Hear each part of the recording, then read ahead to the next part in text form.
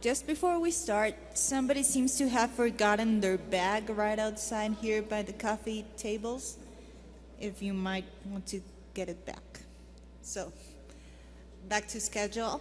I'm very pleased to introduce to you my mentor.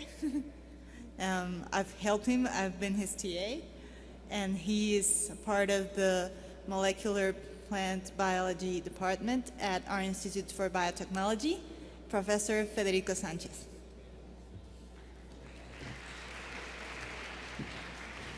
Thank you, Bere. It's a pleasure to introduce you, Leslie Hostlow, and I must confess that I don't know much about anthropology, except that my eldest son did a PhD on human genomics, and he told us all about Neanderthals, but it's a pleasure to have you here, Leslie, and I would like to tell you that she's an associate professor at the Department of Integrative Biology at UCLA. UCLA, isn't it? Berkeley, I'm sorry. And she did a PhD at Penn State on anthropology, biological anthropology, and also a master's on the same topic, and even bachelor's degree also in anthropology. So we have a real archaeologist and anthropologist, and she's been also the curator of the Museum of Paleontology for some time. She also has several important awards. For example, she's fellow of the American Association for Advancement of Science, and she has written more than 40 publications and has received a lot of grants from the National Academy of Sciences, American Association for Advancement of Sciences, the Leakey Foundation, and she's a very well-respected and known archaeologist, anthropologist, and it's a pleasure to have you here in U.N.A.M and in Mexico, because this, as I told you at the beginning, this conference has been observed and followed in the rest of Mexico. Thank you. You're welcome.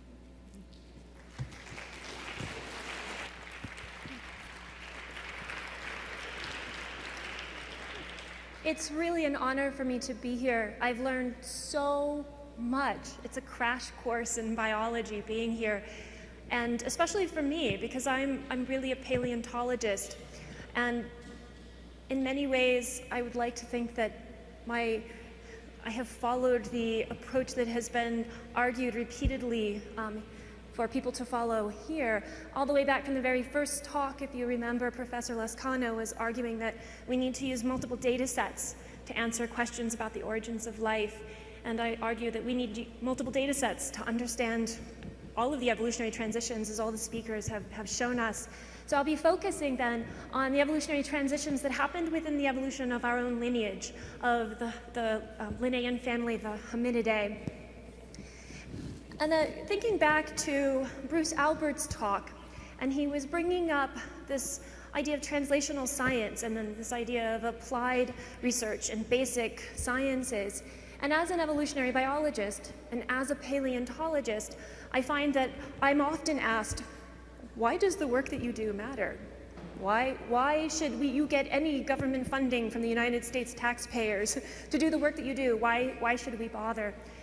I'm hoping that in the next 45 minutes, I will convince you that studying the evolution of the anatomy that makes us gives us a lot of insight into the mechanisms behind, basically, that enables everything that we do.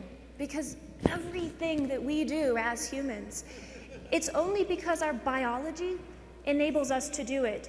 And that biology, it's the result of millions and millions and millions of years of evolution. So looking at these transitions gives us a much better sense of what that biology actually is. So, following along on that. So I went to graduate school at Penn State, and I very specifically set out to be a field paleontologist. And my very first, and I was actually somewhat disappointed when I showed up at graduate school, because a large number of the faculty studied genetics. Genetics, right? but my very first graduate seminar completely changed my mind. And although I spent half my time in graduate school in the field looking for fossils, I wrote a dissertation in quantitative genetics. So you now get to see some of my goals on that. And listening to the talks, we can get the lights down a little bit for the next slides. That'd be great. Maybe? Thanks. So in listening to all of these talks too, and the cautions about how difficult it is to do historical sciences, made me think about a phrase that's very common in archaeology. And in archaeology, they're constantly worried about that as you look back at these past cultures, we tend to use our own mental template, the way that we see how the world works. We place that onto these cultures, but that's a mistake. Because there's no reason why these people had to be just like us. I mean, we know that when we go to other cultures, they do things differently there. And so there's a phrase that has been developed in archaeology called the tyranny of the present. And it's extremely applicable to evolutionary biology as well, is that we need to be really careful about the assumptions that we make when we study extant organisms, neontology, genetics, developmental genetics. When we do all of this on these extant organisms, we need to keep in mind the assumptions that we're making and placing onto the past, and be willing to change those assumptions when the evidence, as Eric Davidson would say, when the truth serum, when the fossils show us that our assumptions were wrong. So thinking about human evolution takes us all the way back to about 65, 66 million years ago with the Cretaceous Paleogene boundary and the meteor that basically was not so good for the dinosaurs, but was quite good for us, except for birds.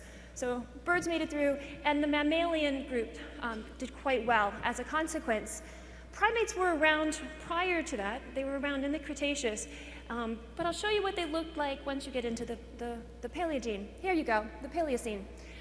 They kind of look like rats, but they're actually primates. Keeps us humble. It isn't actually until you get to the Miocene that you start to see organisms that we would feel more camaraderie with in the classification of apes. And so when we get into the Miocene, so towards the end of the beginning of the Miocene, about 20 million years ago, there were a lot of apes. So just to show you how different things were 20 million years ago, most of the primates that were around were apes. There were over 20 different genera of apes in Africa, Europe, Asia, Eurasia, the whole circum-Mediterranean had all of these apes. And when you look at that fossil record, there were very, very few monkeys. But about 10 million years ago, this started to shift. And today, when you look at the diversity of primates, you see many more types of monkeys than you do apes. And the vast majority of apes, except for us, are endangered. So there's very few species, and they're not doing all that well, save for us. So what happened here was climate change.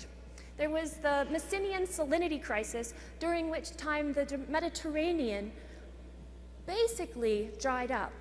And that dramatically changed the climate systems in all of these areas where all of those apes were living.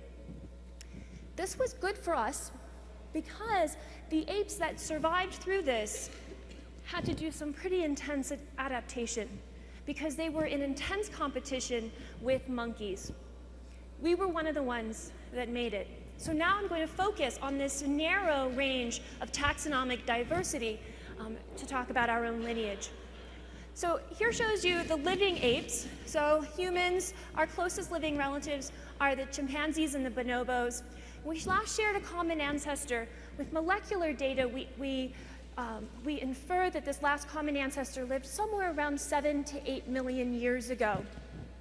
And then we branched from the old world monkeys, so the baboons, for example, about 23 million years ago. I'm going to only focus here, this one little branch. Could there possibly be major transitions in evolution in this one little branch? I guess it really depends on your perspective, right? That sure, origin of life is pretty big. Multicellularity is pretty big. Those things had to happen before we could get to the major transitions that led to us. So I think they're still major, but obviously there were other very major ones that had to happen first. But so, with that in mind, we're going to stay here. We have a pretty decent fossil record of human evolution. And it's not perfect by any means, and there's gaps, and we don't know very much down from the bottom. But we actually do have the evidence that shows that humans evolved. We are the result of the evolutionary process. If you take all of those fossils and plot them out on this chart here, and this is time in millions of years ago, so back to 8 million years ago to modern day, you can give them all blocks and give them different colors and kind of put them on here. And it looks like an awful lot of diversity. But this is, in a sense, a hyper-interpretation of the diversity that you might see, that you actually see in the human lineage and in the hominids. And it's ignoring phyletic evolution, and it's over-interpreting a lot of variation. So lots of people in my discipline love this. They just think diversity is wonderful. And I think diversity is wonderful on one level, but if the fossil evidence doesn't bear it out, then maybe we should just be happy with diversity in our room, right? So people study all of that variation. And phylogenetic systematics is a wonderful approach. It's this process of looking at shared derived versus primitive characteristics. But what you get out of that, all of those efforts, is this. Are these cladograms. And honestly, this is boring. I think. So I made the slide as boring as I possibly could, because I think there's a much more interesting way to think about our about the processes that led to Homo sapiens and where we're sitting today than this. And that's to take what I would consider a more biological approach. So all of those different groups that had the different name and the different color on that chart, they actually fall into 3 large categories that basically are 3 different genera. There's 3 different adaptive plateaus, 3 different adaptive regimes that happened in our lineage since we last shared a common ancestor with chimpanzees. The earliest, so here's the chimp last common ancestor. So then we have Ardipithecus, the genus, and then Australopithecus, genus Australopithecus, and then genus Homo. So what I'm going to do then during the process of this talk is to discuss those transitions from one of those adaptive regimes into the next. So we'll go from our last common ancestor with the African apes and look at the transition into Ardipithecus, and then the transition from Ardipithecus to Australopithecus, and then from Australopithecus to genus Homo. So first, I'll give you a little overview about what each of these transitions entail, and then we'll go through them one by one in more detail. So for the overview first, the major transition as we went from that last common ancestor with chimpanzees into genus Ardipithecus, really 2 major things happened. 1, we shifted away from terrestrial quadrupedalism to bipedalism, and 2, we went from a multi-male, multi-female social structure to being male-female pair-bonded. The next transition, Ardipithecus to Australopithecus, 2 points. 1, we went from being a biped who still climbed in the trees to a fully committed biped. Here you can see a reconstruction. And then the second one was shifted from a woodland habitat to a wider ecological niche. And then lastly, from Australopithecus to genus Homo.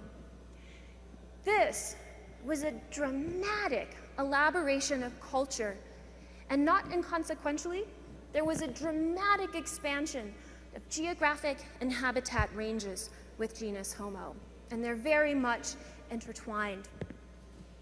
So then we're going to put together pieces of evidence that tell us what happened over the course of these different transitions to get a sense of how that can elucidate human biology.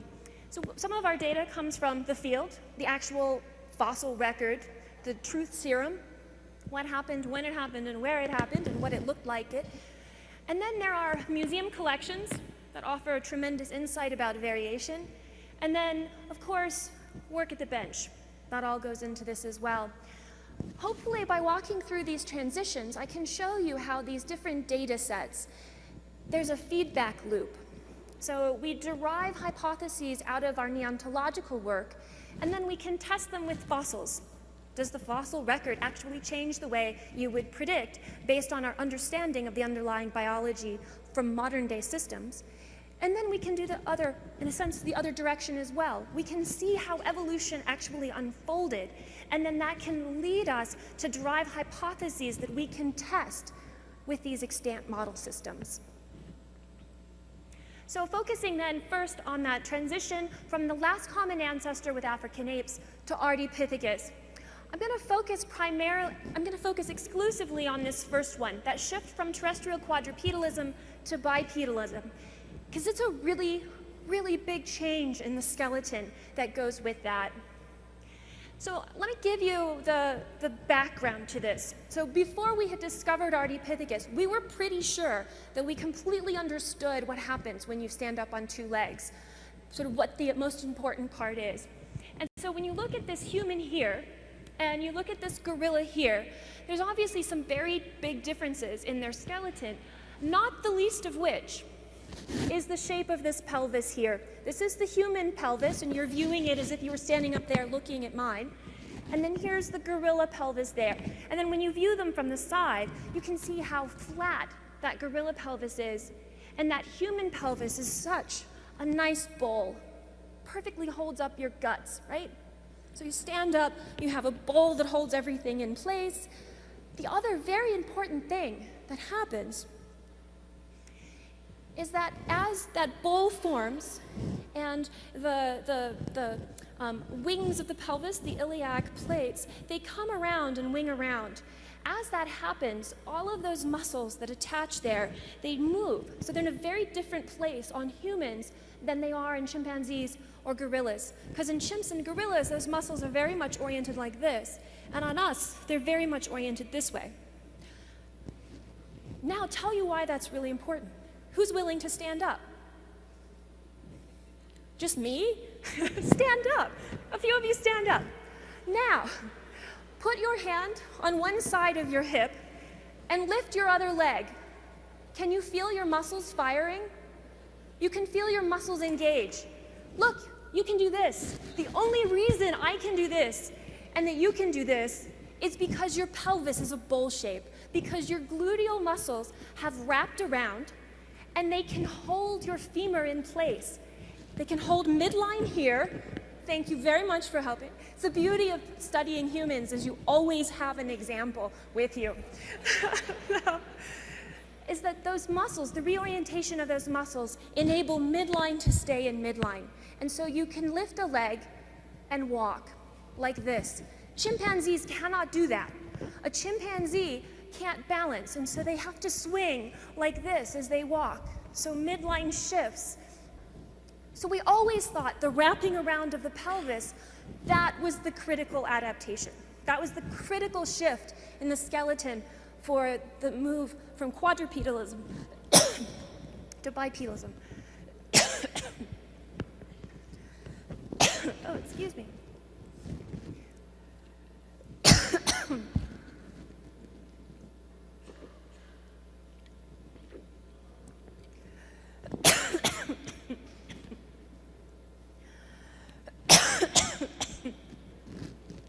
Excuse me. We need the esophageal study. Now I'm going to show you the fossil record completely shifted our view on what happened and what the important skeletal shift was in all of this. And for this part of the story, I need to take you off of this continent and take you to Africa. And while you fly, I'll cough.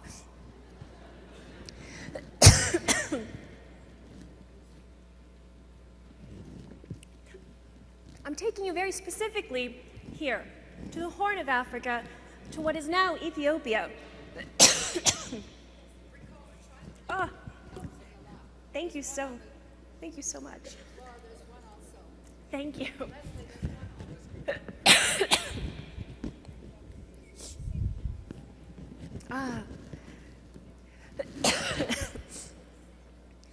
So I'm taking you to specifically to the Afar region in Ethiopia.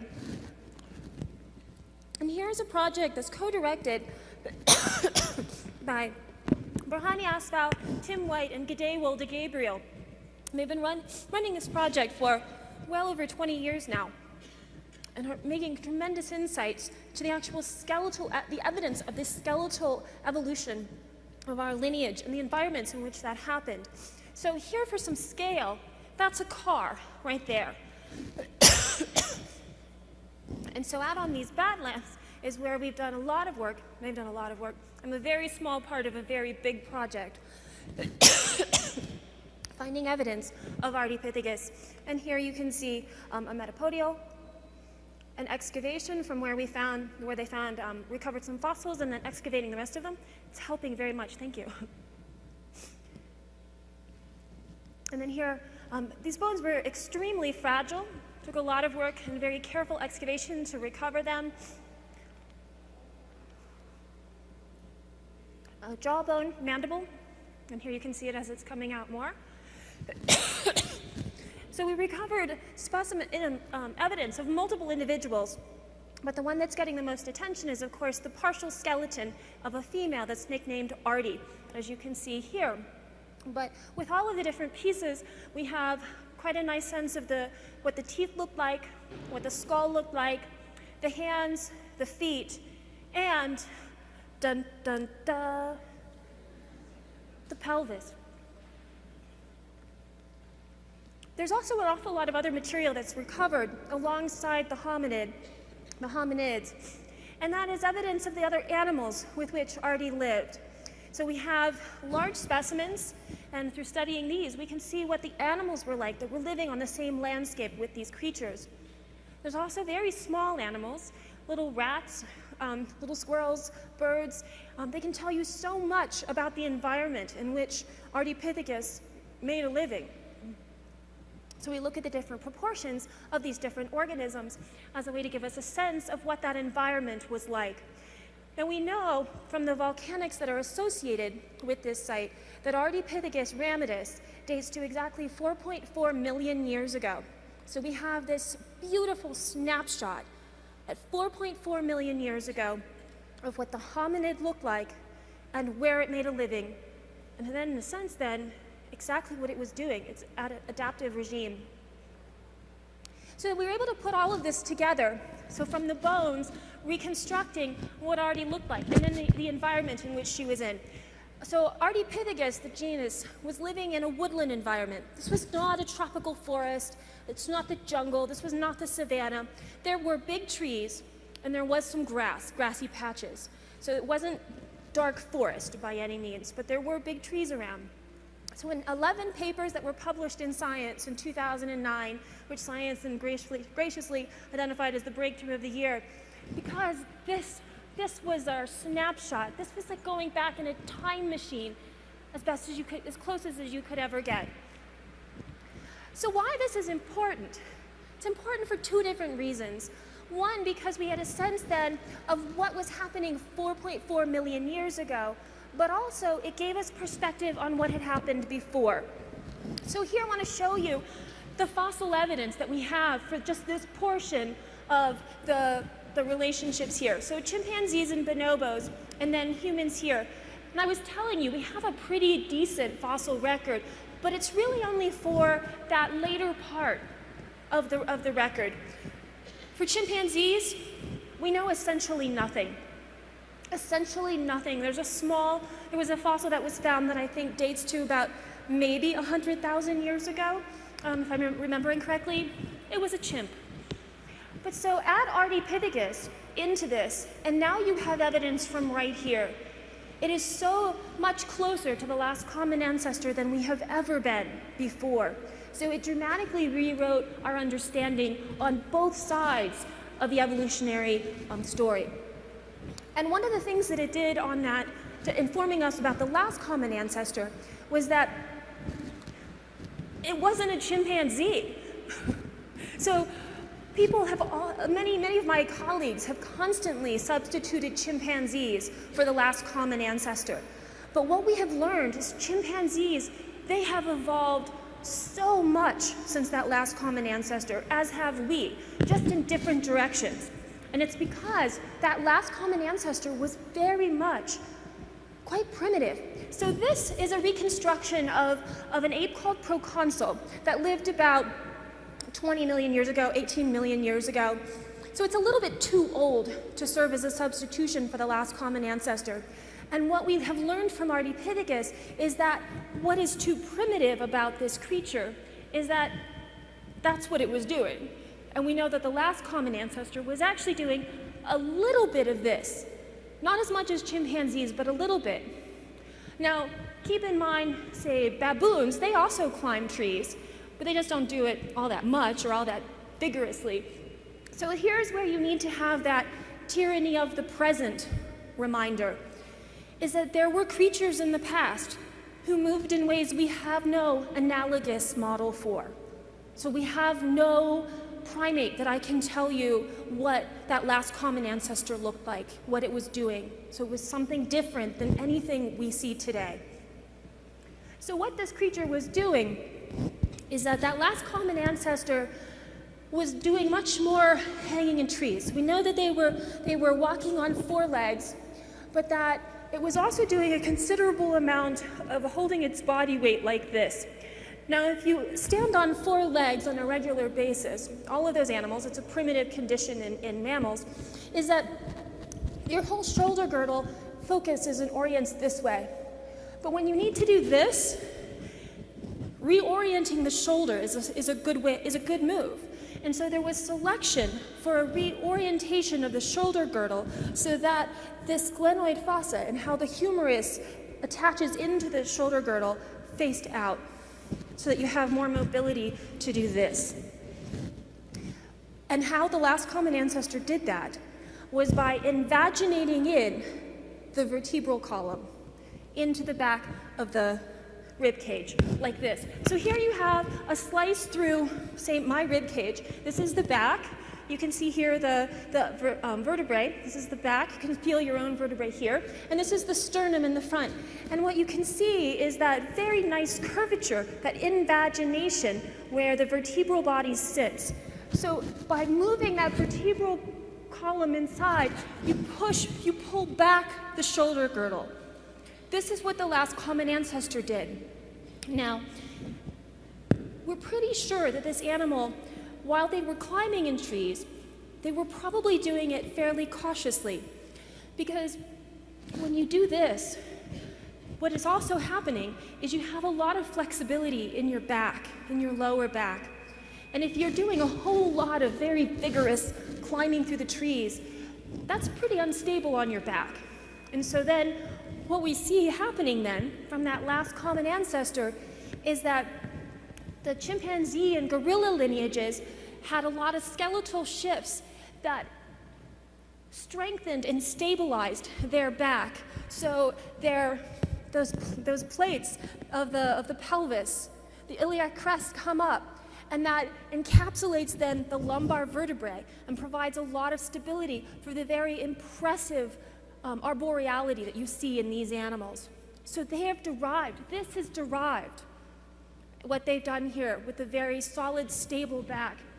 What was happening here is with the last common ancestor, because there was flexibility in the lower back, because the shoulder girdle had shifted, was that it was easy to get that lumbar lordosis, this curve right here. And that curve is very useful, makes it easier to stand up. And so if you look at monkeys, when they stand up bipedally, they get that lordosis as well, because they have that flexibility in the back, which chimps and gorillas no longer have. They lost it. And we moved off in the direction of flexibility, because then it made it easier to stand on two legs. Another thing that happens, though, is that since there was selection for some flexibility in the lower back, is another way to enhance this then is to spread out the sacrum. And so the top of the sacrum gets much broader as a way to keep these parts of the pelvis from encapsulating the bone, encapsulating that lower back and inhibiting that lordosis. And so there was selection then to expand, to widen the sacrum. And what that then does is it pushes out the ilia of the pelvis. So now all of a sudden, it wasn't selection for the ilia to go like this. It wasn't selection for that bowl shape. It was selection to broaden the sacrum. And that winging that we thought was so essential to bipedalism was essentially an exaptation. So now, when people are looking for the mechanisms that could have been selected for, now we know. Don't look at what's shaping that pelvis. Look at what's broadening that sacrum. And these are the ways that we can get at questions about the etiology, about what's genetic, what's what's non-genetic, what's epigenetic in these processes, is because now we have a sense of the series of the skeletal events as how they unfolded, and we can make predictions, we can make set hypotheses about what those processes may be. And now we can go to our modern analogs, we can go to those extant organisms and test those hypotheses. So then when we look at, so just to kind of summarize that point a little bit, when you look at a human back and how we have that strong musculature and the invaginated spine there, is that this is actually the primitive condition, and that these nice, strong, flat backs of the chimpanzees, they're derived. They're derived. So of course chimps can walk on two legs. Nobody ever said they couldn't. And they're not so bad at picking some stuff up and carrying it every now and then. But remember, it's not easy for them. So they got that bent knee, bent hip gait, and they're never going to be as good at it as our ancestors. We're so good at it that we could do things like this. Pair bond, help carry offspring, provision, and all of that. So that shift into bipedality was strongly selected for because of the ability to provision and pair bond, and to do this with Elmo. But keep in mind, you might not have noticed because I didn't point it out, but Ardipithecus's foot had a really cool feature to it. Ardipithecus had an opposable big toe.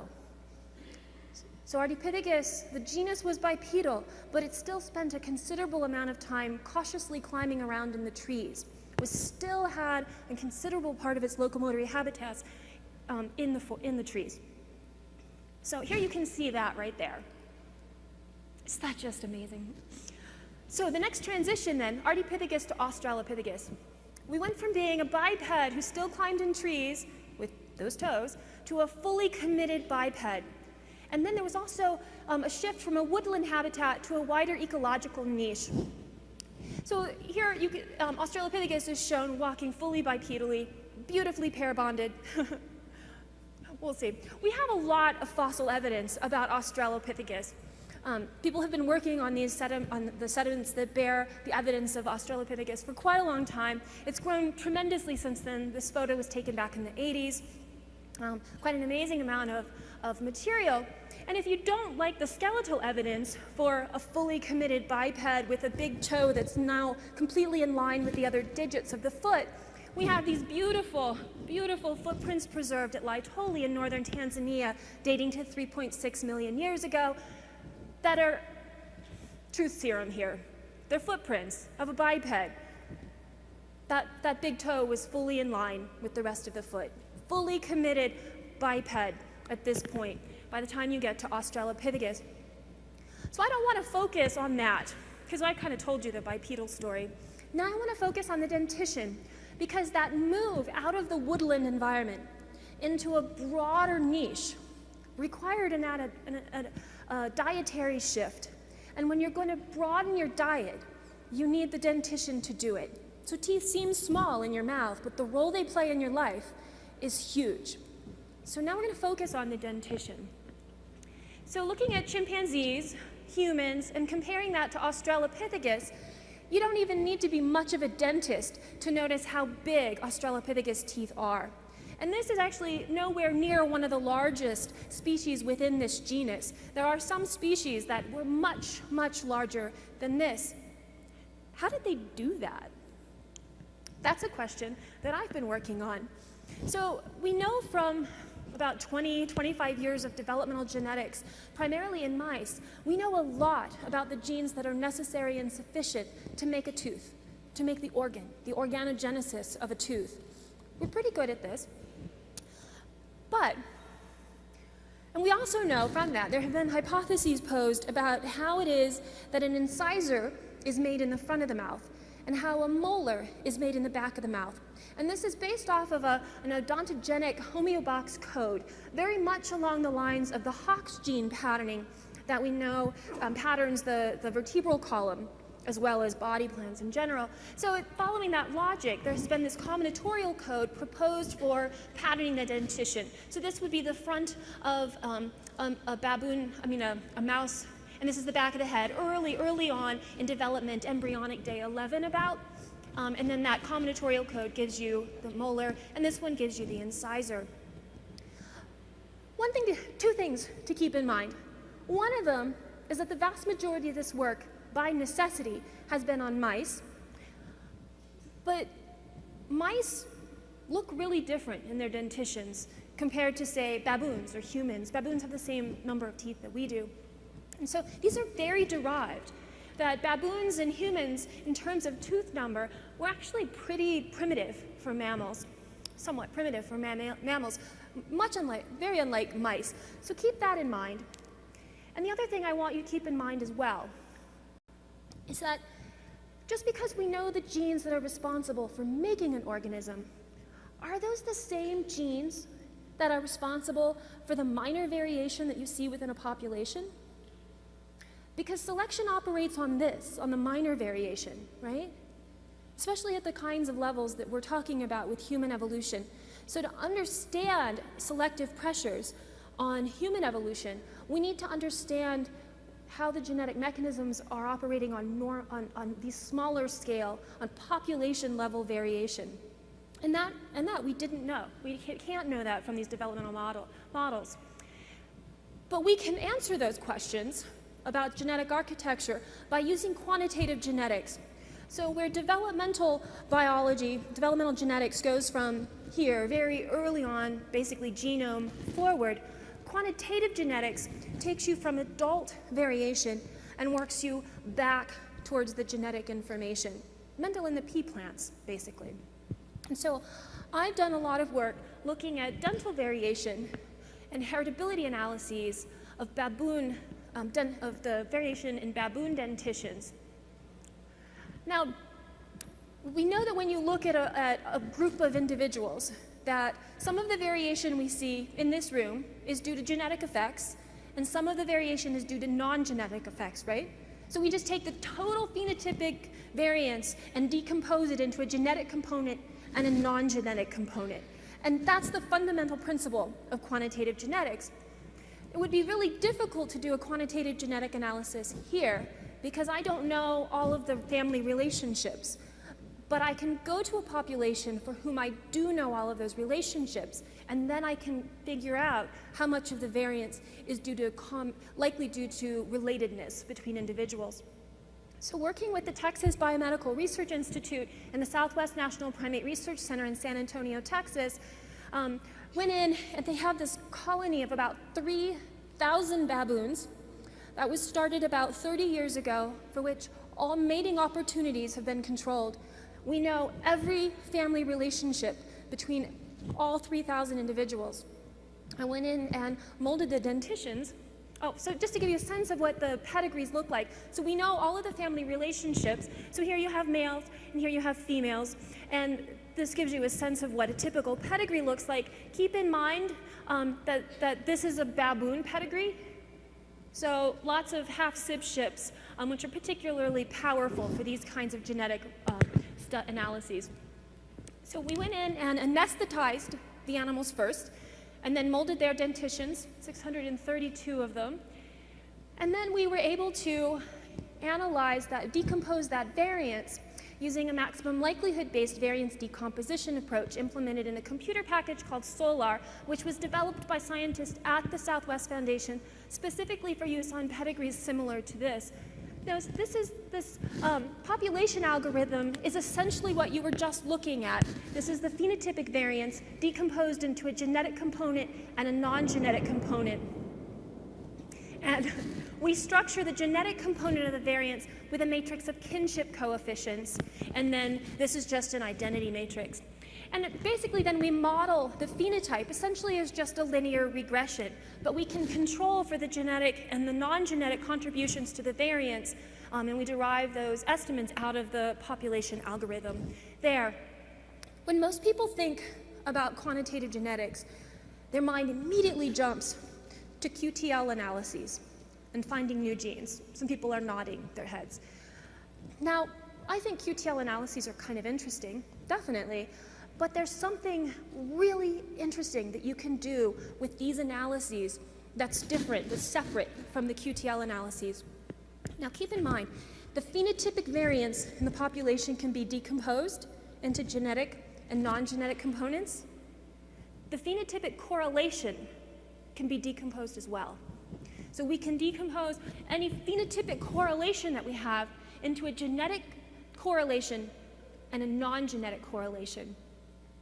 So why this matters to me as a paleontologist, as a skeletal anatomist, is because now I can measure all kinds of things in the dentition, and then I can look to see if they have a genetic correlation. And that's what we did. So here you're looking at a genetic correlation matrix, and obviously you don't need to see the numbers. I've color-coded all of the cells. So you have the right side of the baboon maxilla here. This is the left side of the baboon maxilla here. This is the front of the mouth. There are the incisors, the canine, the 2 premolars, and the 3 molars. And I've only included linear measurements on this matrix. So these are only basic size measurements, linear measurements that run along the row in the column. So there's ones across the diagonal. So the dark orange color indicates a genetic correlation of 1.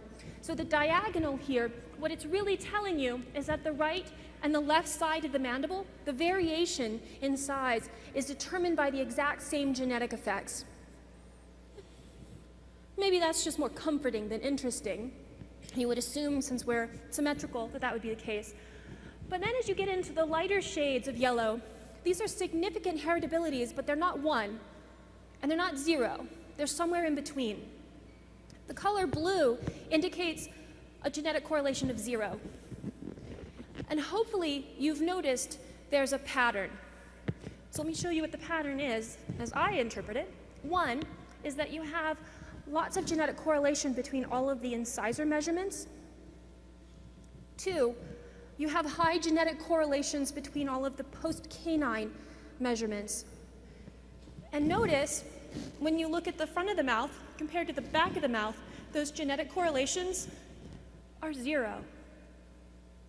So the front of the mouth, the genes that are influencing size of the front of the teeth and the front of the mouth are genetically independent of the genes that influence size in the back of the mouth. And it gets a little more interesting, is that you have higher genetic correlations when you look at premolar to premolar, and you have higher correlations when you look molar to molar. So let me put this into words now for you.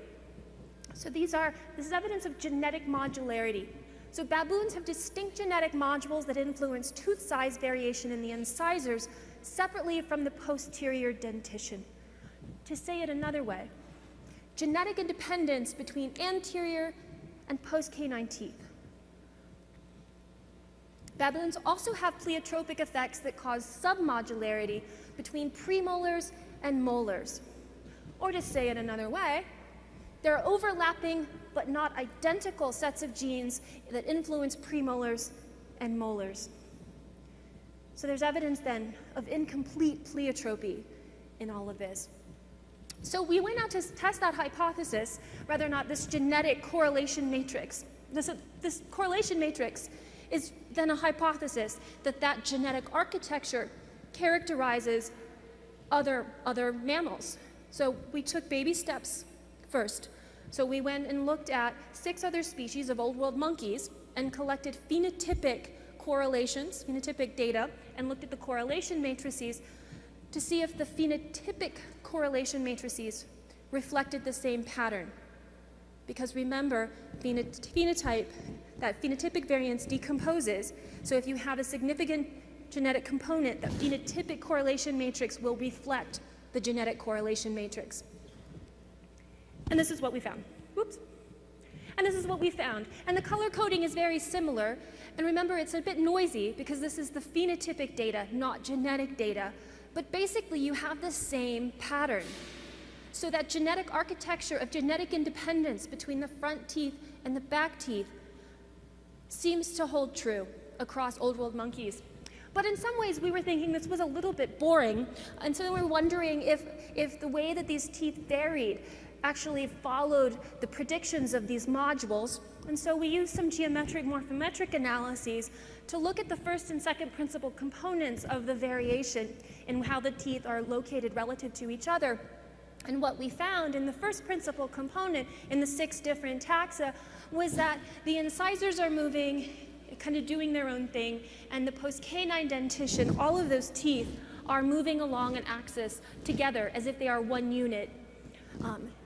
And then for the second principal component, that we had the premolars and we have the molars moving in somewhat separate directions. And so we interpreted this pattern to be evidence of that genetic independence, and we interpreted the second principal component to be evidence of that genetic submodularity between the post-canine teeth.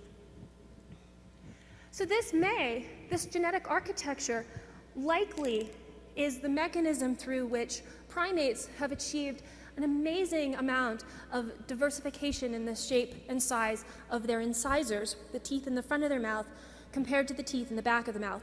So selection can operate for multiple types of functions for the teeth in the front, for food procurement, for social interactions, all the way to these beautiful tooth combs in lemurs, without having a concomitant effect, an associated effect in the post-canine teeth. So the post-canine teeth could be selected for chewing and different types of processing of foodstuffs. We then looked at mice. So I did a quantitative genetic analysis of outbred mice and found basically the same pattern. So we think then that this genetic architecture may be characteristic of all mammals and may well then be what underlies this amazing diversification of tooth shapes and sizes that basically characterizes the mammalian lineage. And then just really quickly, I wanted to show you that these patterns hold true when you look within the hominid lineage as well. So I've taken all of these are different jaws from different species, different genera. I've scaled them all to the length of the second molar, and as you can see, they very much have different proportions between the front and the back, and that many of the predictions that we're making out of our quantitative genetics work are being supported by the evidence that we see in the hominid record. So dental evolution in the hominid lineage supports hypotheses from quantitative genetic analyses and developmental genetics. And if you find this interesting, I'd love to talk with you afterwards because we've been looking at other ways to characterize some shape variation, but obviously not time to do that. So I want to wrap up very quickly now in the last minute or two by talking about that last major transition. So here, this is where we see the shift from Australopithecus to genus Homo. And what came with this transition was dramatic elaboration of culture and dramatic expansion of the geographic and habitat ranges. By 1 million years ago, we had a geographic range that far exceeded any other mammal that I've been able to find geographic ranges for, far beyond the height of the gray wolf's range, for example. How did that happen? How did all of this happen? Well, the evidence for our the material culture starts back at 2.6 million years ago with some amazing artifacts that Seleshi Samau found in Ethiopia at a site named Gona. And this is what they look like. Broken rocks. But that's where it all got started. And so 2.6 million years ago, we had broken rocks. By about 3,000 years ago, we were making beautiful art, such as this in Assyria. Just last month, we had actually combined our technological tool-making abilities with our artistic skills to the point that we invented something like this. And then just last week, we demonstrated that we have such complex culture that we can justify then demolishing beautiful things that were made 3,000 years ago. This is pretty complicated stuff. We're obviously quite different than other animals, because who else does this? Is it because we have big brains? No. So you can look at body weight plotted against brain weight for a whole bunch of different animals, and here's humans. So unpolitically correct. I apologize. This should be people. Dolphins are here. Capuchin monkeys are there. Weasel lemurs. I mean, just obviously the relationship to brain size to body size is not the explanation. It's much more complicated, and that is why there is a speaker after me who will answer these questions for you, and I'm not going to get into that. But hopefully, I have convinced you that by looking at those transitions and using these different data sets, that there's this really interesting feedback loop of hypothesis generation and hypothesis testing, and that those transitions provide us the opportunity to gain significant insight into the evolution of the biology that underlies all of this. So just 2 points in conclusion. One, that developmental genetics, quantitative genetics, neontology, and genomic analyses provide hypotheses about how the genotype structures the phenotype, and that the fossil record enables us to test these hypotheses and guides us towards asking the right questions in our neontological research. And with that, thank you very much.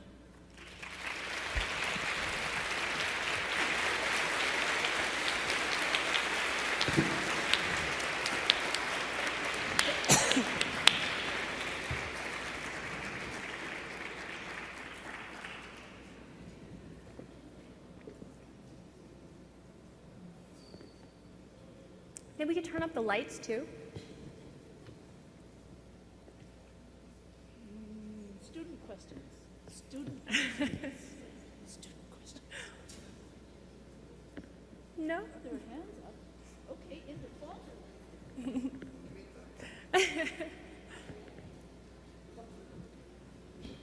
Microphone. Can we have the microphones on? Yeah, sure. Leslie, can you tell us about other particular features of humans, of the Homo, especially the timing between childhood and adulthood, also the childbirth channel, and also before the toddler timing, for example. Oh, So, goodness, yeah. Can you tell us something about that, which is very specific for the Homo genus? So questions about the timing of life history events, Yes. basically.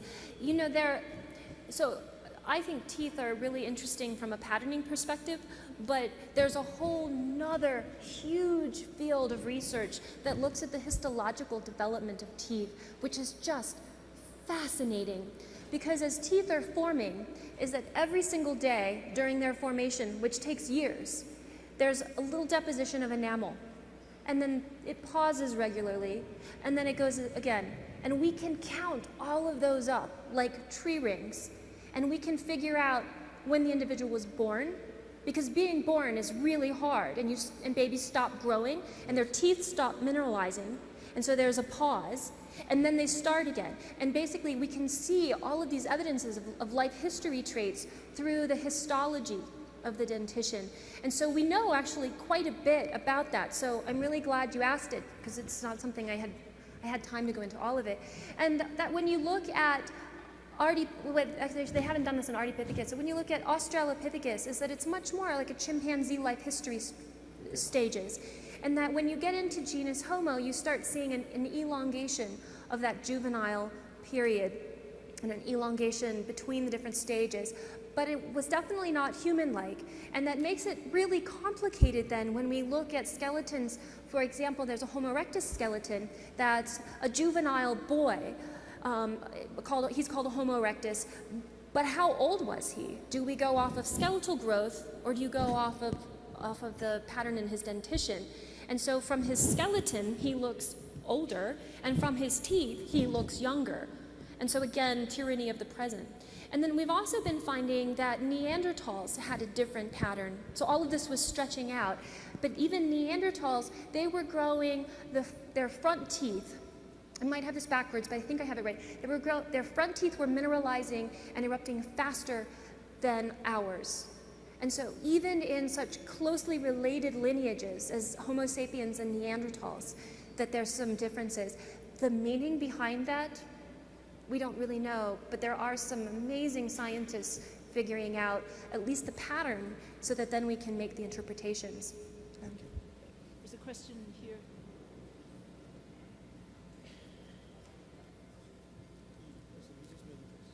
Oh, there it is.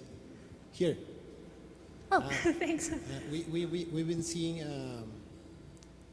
we followed with you the modifications, the morphological modifications, and certainly the morphological modifications have an impact in the dynamics the organisms can have with its surroundings. But I would like to know, what are your thoughts about and the relation between the morphological changes and the dynamical changes that they imply and the cognitive changes? Because we saw nothing about it. And So I didn't get into cognitive changes because you're going to get that next, I think. Oh, okay, so the question was, so that there's these morphological changes, but what can they tell us, hopefully I'm getting your question right, what can they tell us about some social changes or some cognitive changes in the organisms?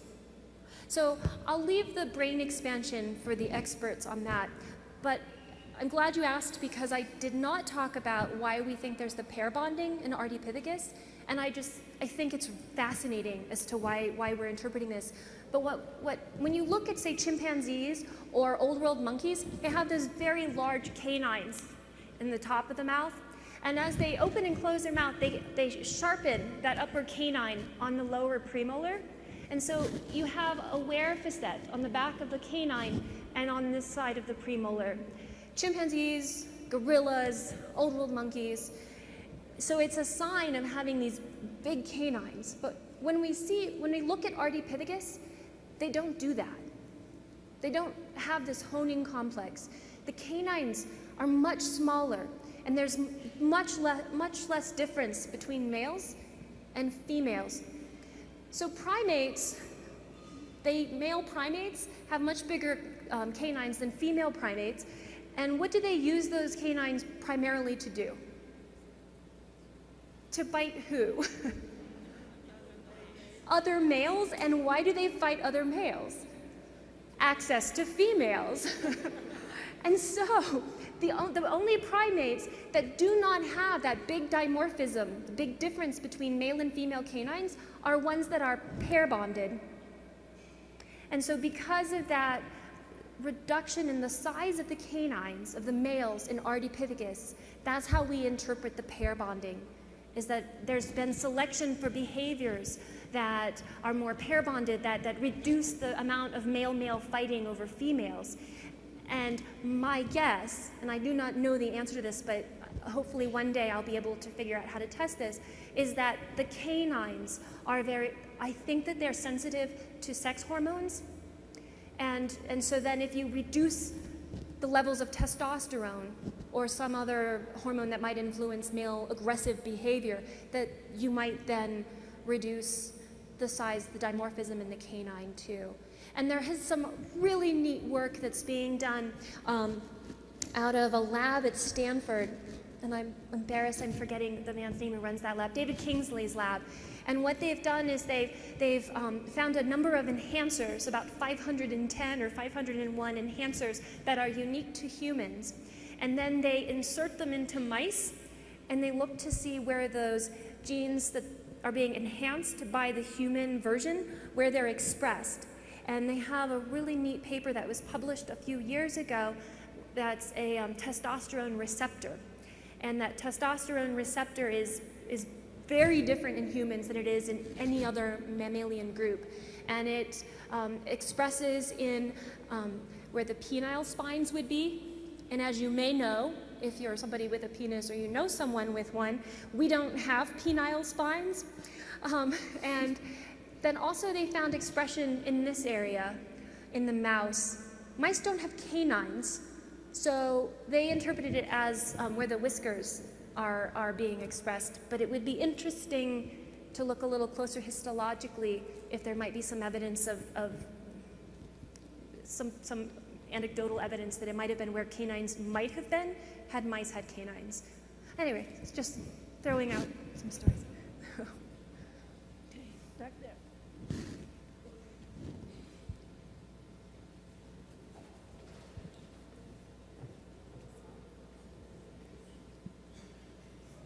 Hi, thank you for the passion you put in your work. Oh, thanks. It made it really easy to follow your talk through all the way.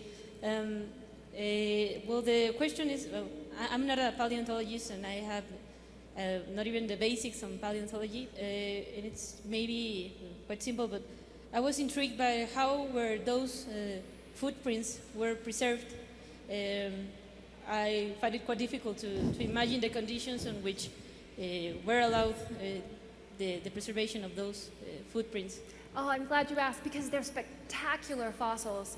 So what happens in East Africa is that there's a lot of volcanic activity because so here's Africa, is that you have the East African Rift where the Yemeni plate is pulling away from the continent of Africa, and so that whole section is dropping, and as they're pulling apart. And in a few million years, it will be water. So as that's happening, you have weaknesses in the continental crust, and so you have a lot of volcanic activity as a consequence. And so for those of us studying paleontology in that part of the world, we're extremely fortunate because there were all these volcanoes episodically every now and then erupting. And in volcanic ash, you can look at the chemistry, and that there are unstable isotopes that will convert to a stable isotope, and you can measure the rate of conversion to get the ages. So East Africa is wonderful because we can age all the sites, but those volcanic ashes also then coat the landscape. And when things are a little bit muddy, and then you add an ash layer to it, it's almost like a cement. So you can walk in it, and you see all kinds of footprints. I mean, at Laetoli, there are rabbit footprints and giraffes and all kinds of animals left footprints because they walked across this plain soon after that volcanic eruption. And there's even like drops. So it was raining, so things were wet. So you basically had a cement-like mixture that hardened really, really solidly. And then you had deposition on top of that. Thank you. You're welcome. Okay, back there. I'm not allowed to choose. Thank you for your talk. It was very good. Oh, thank you. And my question is, recently there have been some papers that suppose or support the idea of integration between Neanderthals and Homo sapiens. I don't know if you have any thoughts on that, or if you have found that evidence that suggests that hybridization play a major role in some of the key adaptations of the genus Homo, because certainly in other groups, integration and hybridization have played major roles in the appearance of some key features like parthenogenesis in lizards. So I don't know if you have any idea of if hybridization could play a role in human evolution. So if introgression or if aggression? Well, integration, that is the effect of hybridization. Oh, hybridization, okay. Yeah, so when I started graduate school back in the late 90s, I was in a lab, I was in the department with Mark Stoneking, who was working with Svante Pabo. And so Mark Stoneking's lab was the control for the very first ancient DNA work done on the Neanderthal mitochondrial DNA sequence. And so I watched all of this unfold. And what they had been finding since the 1980s in the mitochondrial DNA variation is that every single person that they ever looked at, the coalescence was at about 200,000 years ago, give or take about 50,000 in either direction. And then they did the Neanderthal mitochondrial DNA. And that coalescence, there was mutations that you don't see in any living people. And that when you then did a coalescence date on that, it put it at 600,000 years ago. So these geneticists were absolutely adamant there was no admixture, there was no mixture between Neanderthals and humans. No, humans went in and wiped them out. Absolutely dead certain. So as, you know, coming out as a paleontologist with an archaeology background, you're like, really? Because, you know, humans go in and conquer, and they always have sex. I mean, with anything. So, you know, really. And now they have completely changed their story 100%. And so now they have the nuclear DNA, and they argue now for evidence of introgression, so that the mitochondrial DNA has that deep coalescence, but they're arguing that the nuclear DNA for Neanderthals and all of the populations outside of Africa, they have a closer affinity in terms of their nuclear DNA sequences. They're more derived with each other than they are to the populations they studied in Africa. Now, there's actually two ways to interpret that data. One would be that all the people outside of Africa have a closer genetic relationship to the people who lived in northeastern Africa, which is where they likely would have migrated from, or that they have a close relationship because they did it outside of Africa. So whether they have a closer relationship from their time in Africa or out of Africa, we don't actually know, because unfortunately, the two populations that they looked at in Africa were South African and West African. And so they've done some very complicated statistical analyses to argue that introgression, the timing of introgression, is more likely. But I'm hesitant to accept that. I would really like to see two things done. One would be a comparison with a genome sequence in East Africa, because that could explain their same pattern, but you wouldn't get the front page of the New York Times. I would also really like to see a comparison study. So why don't they look at gray wolves and take some individuals from around their huge range and just see what it looks like? Does it look very similar to the amount of variation that people are arguing they're seeing in Neanderthals and humans, and then the whole idea of this lineage of Denisovans? I mean, how is that really more variation than you would see in wolves? And they haven't done that, but it would be nice to see that. So if you're looking for a project... It could also be incomplete lineage sorting instead of introgression, given the recent divergence of the lineages. Yeah, I think all of that, it will be interesting to see what time will tell about those analyses. I think that's still a very young discipline. In my humble opinion, not as a phylogenetic systematist. I'm not yet convinced. But. Okay, there's a question over here. Well, I've been wondering when I hear about the brain size, and that actually is not the entire explanation, but I'm wondering if could be related our big difference with other primates and mammals with the circumvolution. Because, for example, dolphins and whales, yes, they have a larger brain, no? But they have less circumvolutions than our brain. And in humans, there are some diseases that affect the number of circumvolutions, and they change that diseases change the behavior. So perhaps it's not the brain size, but it's perhaps related with the circumvolution and the connections, the neurons. I don't know if could be investigated in some way. I think there are lots of people looking at that, and hopefully we'll learn more about that in a minute. I am a skeletal biologist, which is why I pointed out the brain size thing, but I honestly know nothing about it. So I think that sounds really interesting, and I look forward to hearing the answer in a few minutes. Okay, thanks.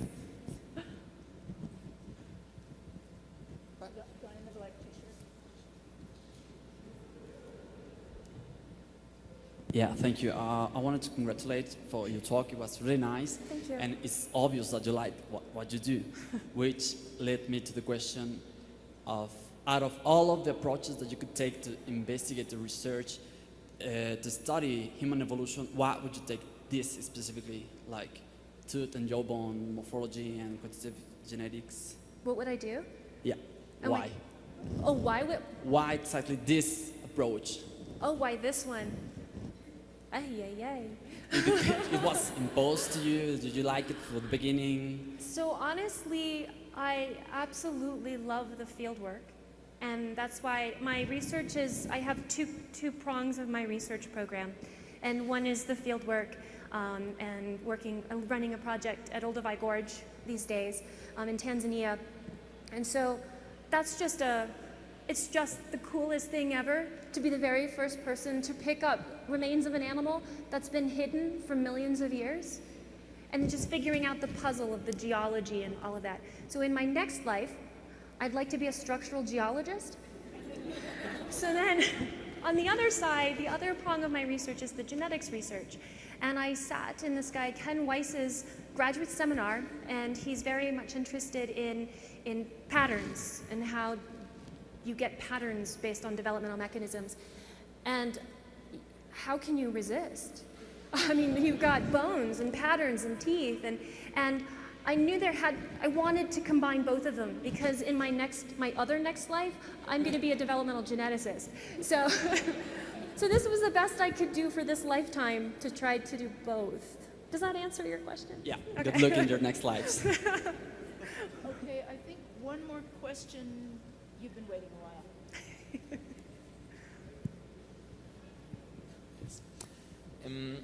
Sometimes I'm heard that bipedalism evolved by sexual selection. What do you think? By sexual selection? Well, I think there's kind of a fine line. I mean, there's kind of a gray area, isn't there, between sexual selection and natural selection, I suppose. So if the males that were, so basically you have females mating. Okay, so let's back up for 1 second. So when you think about chimpanzees and these multi-male, multi-female groups, is that there are people who think that female chimpanzees have a lot of choice, but I have never met a primatologist who has been able to convince me that female chimpanzees have much choice. I mean, have you ever seen videos? I mean, yeah, there's not a lot of choice. So then you've got to go. We'll hypothesize that multi-male, multi-female social structure is probably the more primitive social structure. So then to move out of something like that into a pair-bonded situation, sure, it would be really cool to think males had the power and they're like, I don't like that jerk over there who is beating up on them. I like the nice guy. But I don't think they had that much choice. So I think what was likely happening, and Owen Lovejoy has been arguing this for decades now, and so he gets all the credit for putting together all the demographic features of this argument, is that it was a combination of females having concealed ovulation, and that then it was males that hung around with them more constantly and were having sex with them on a regular basis. Because, you know, most women don't know when they ovulate, right? So if you don't, which is good, because if we did like what chimpanzees or baboons do, it'd be like really awkward in meetings.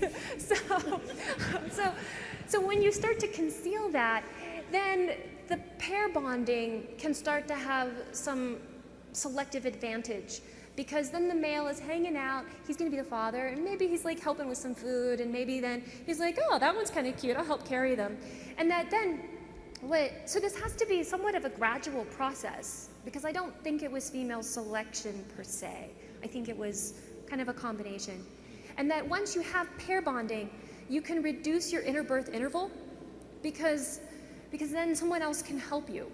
You know, because mother chimpanzees, they're with that baby constantly for years and years. and it's very intense. So they have very long interbirth intervals of like 4 or 5 years. So in order to compete with monkeys, you need to reduce that interbirth interval. And the pair bonding is a mechanism through which to do that. So again, it's a historical science, but with all of the evidence together in the beautiful way that Owen Lovejoy has articulated that, I buy it. Okay. So, a long answer to your question. But Okay, thank you very much. thank you.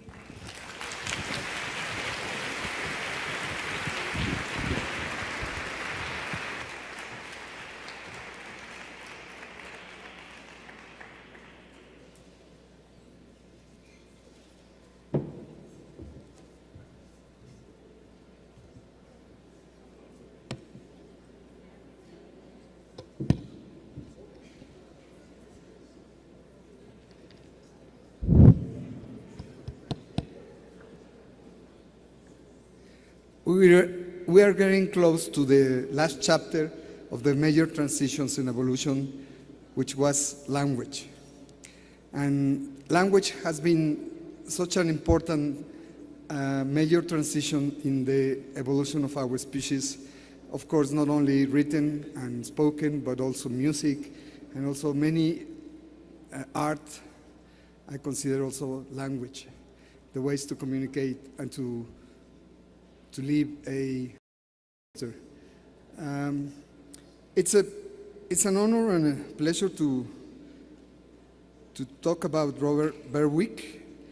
He's a professor of computational linguistics at the Department of Electrical Engineering and Computer Science and at MIT. His mentor was Professor Chomsky, and he will tell us wonderful stories about like what genes learn about language. And another paper, the proper treatment of language acquisition and change in population setting. Principle-based parsing and theory to practice. Syntax, facit, saltum. So language has been such an important feature for the fast evolution of our species. But 20 years ago, when this seminal book was written by John Maynard Smith and this was the last chapter. Of course, internet was not around yet, but maybe he's not. Are you ready? Almost? Just going to make sure this. Does that sound loud enough for everyone? Yes. Yes. Thank you very Excellent. much for being here. It's a pleasure to have you in Mexico and to listen to your wonderful talk about language. Okay.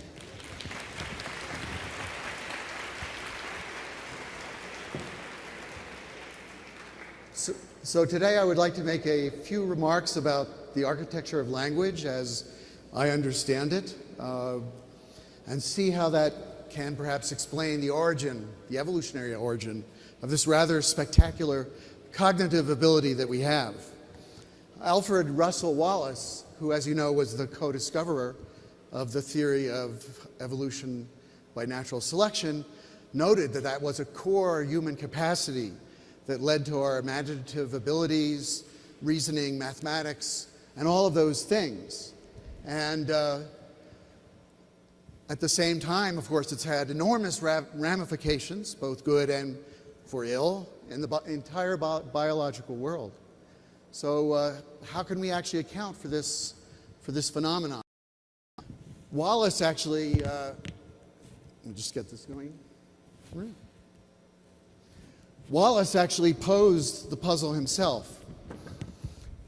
So I'll just call it Wallace's problem, which is that when he looked at it, at language, he thought, well, this is beyond the bounds of natural selection, because he was a hyper-adaptationist, and he couldn't see why this faculty of language would be something that would really be of use and be selected for. And he was so puzzled with this, he had this very famous interchange with Charles Darwin, And in 1869, in the Quarterly Review, he said, I can't imagine that natural selection could do this, could really operate like language.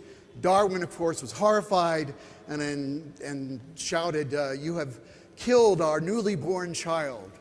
You know, so Wallace said there were limits. Now, interestingly, those limits remained until fairly recently. But I think within the last 10 to 15 years, a lot has been clarified about the nature of language and how it actually operates inside the human mind/brain. And that's what I'm going to try to talk about today. We'll see how far we can get. Get my pointer. So I want to give you a modern reply to Wallace's dilemma or problem and say, no, language actually fits under the standard paradigm of evolution by natural selection. Namely, most of what was needed for human language was already antecedently in place.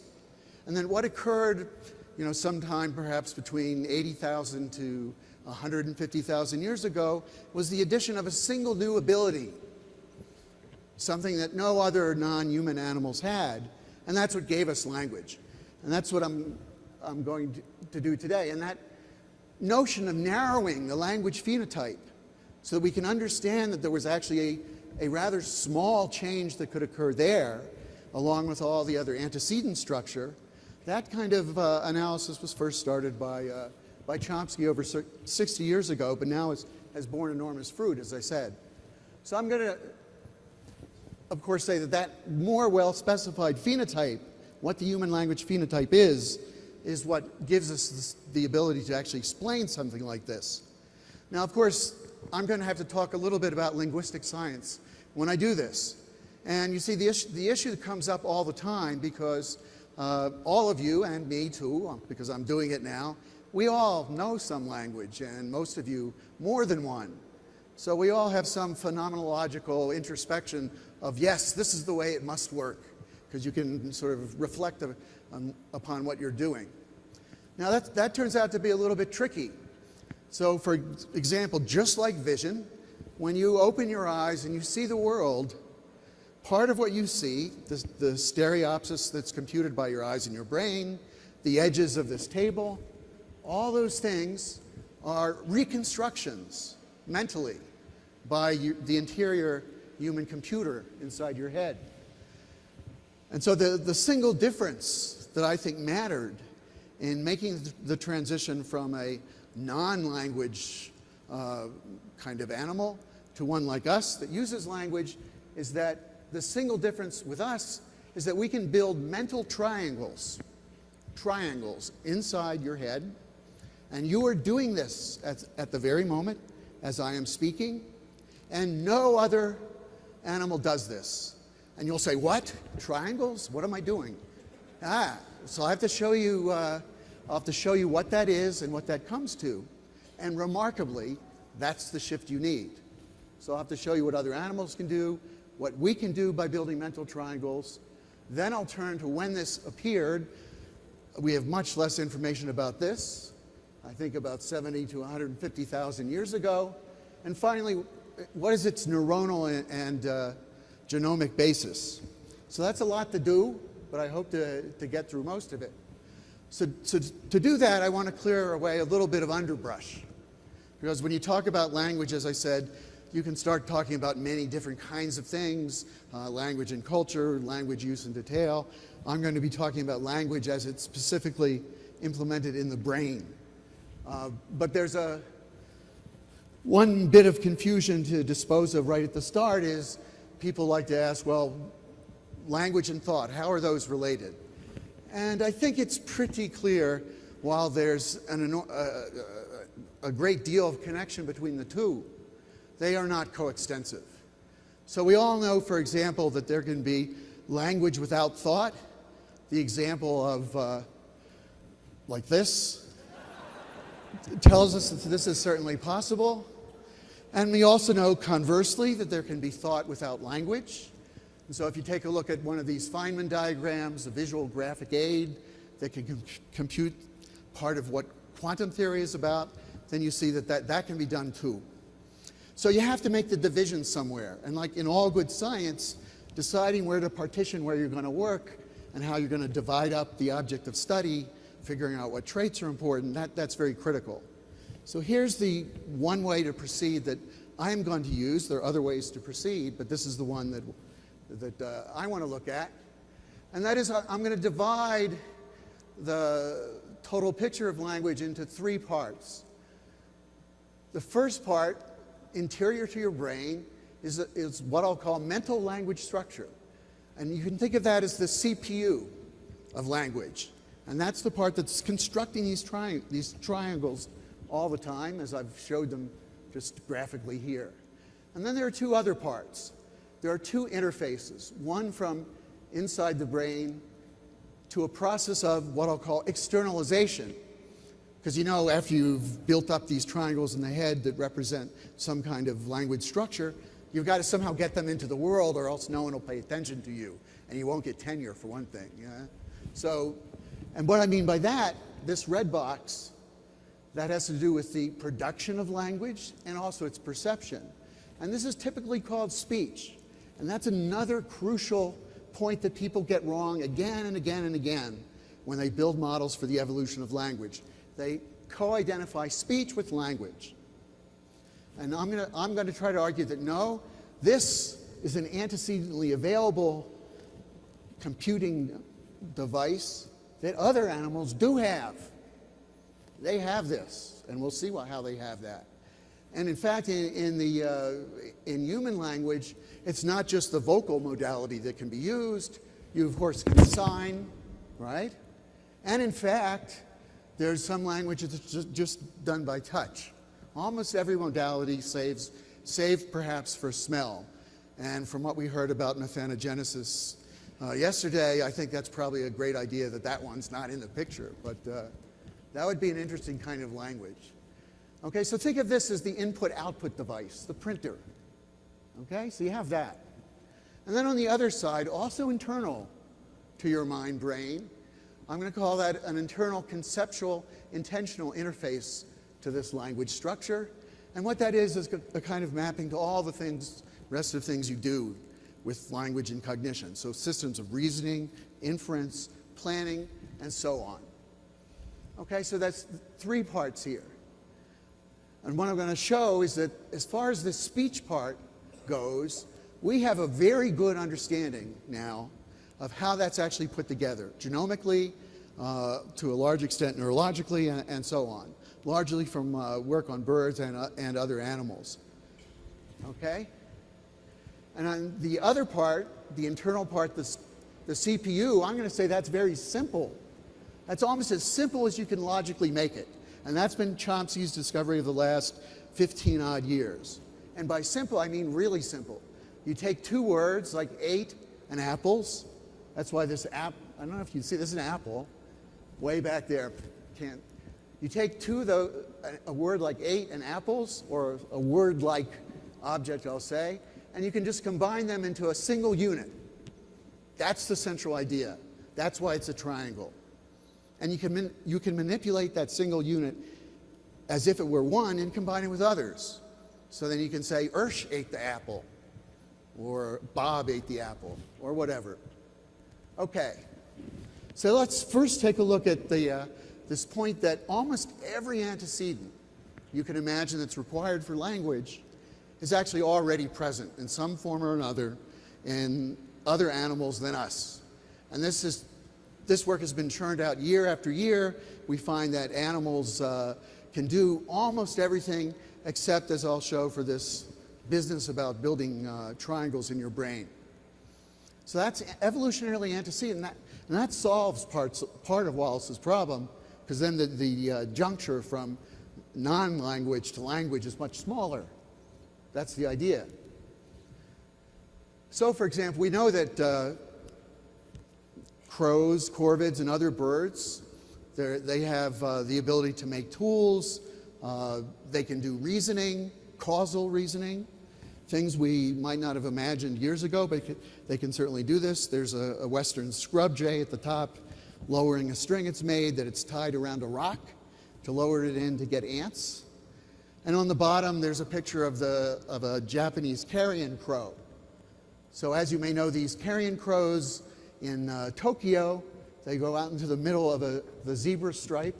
That's the walkway, but they wait until the light turns and they know it's safe to go out there. They put down a walnut and they walk away. The light changes, the Tokyo traffic goes, bang! The walnut's crushed, and then they wait until the light's green, you know, it's safe to cross. They go in, they pick up the crumbs, they got a great meal. Now, this strategy does not work in every city. It doesn't work in Mexico City, for example. And as we see, you see no crows like this because all the ones that tried this strategy have long since been killed. So that's natural selection at work. So you know that. Okay? So there's a third ability, and I'll spend a few slides on this because this evidence I've found has been really dramatic over the last 5 to 10 years. Birds have sophisticated vocal learning. As you know, the male birds act as tutors to the juveniles that do this kind of vocal learning. Some birds are not vocal learners, like quails or chickens and so on. But this bird, the Bengalese finch, has rather complicated songs, and if you sort of write them down as tones in branching diagrams like this one, you can see it goes along in quite complicated ways, can loop back. Right? The clusters of letters here mean it's a different kind of sequence of notes. Okay? And as in humans, there's a left brain lateralization, just like us. The birds learn from adults, as I said, and the critical period is stopped, halted at puberty by testosterone. And that also happens in people at around about age 13. Okay? So that's very similar, but as we'll see, there's a limit also to what they do. Now, a couple months ago, there was an astonishingly great article done by Fenning et al. From Jarvis's lab, Duke. And what they did was establish that there is convergent evolution in the vocal learning system of birds and humans. The same transcriptional specializations can be observed.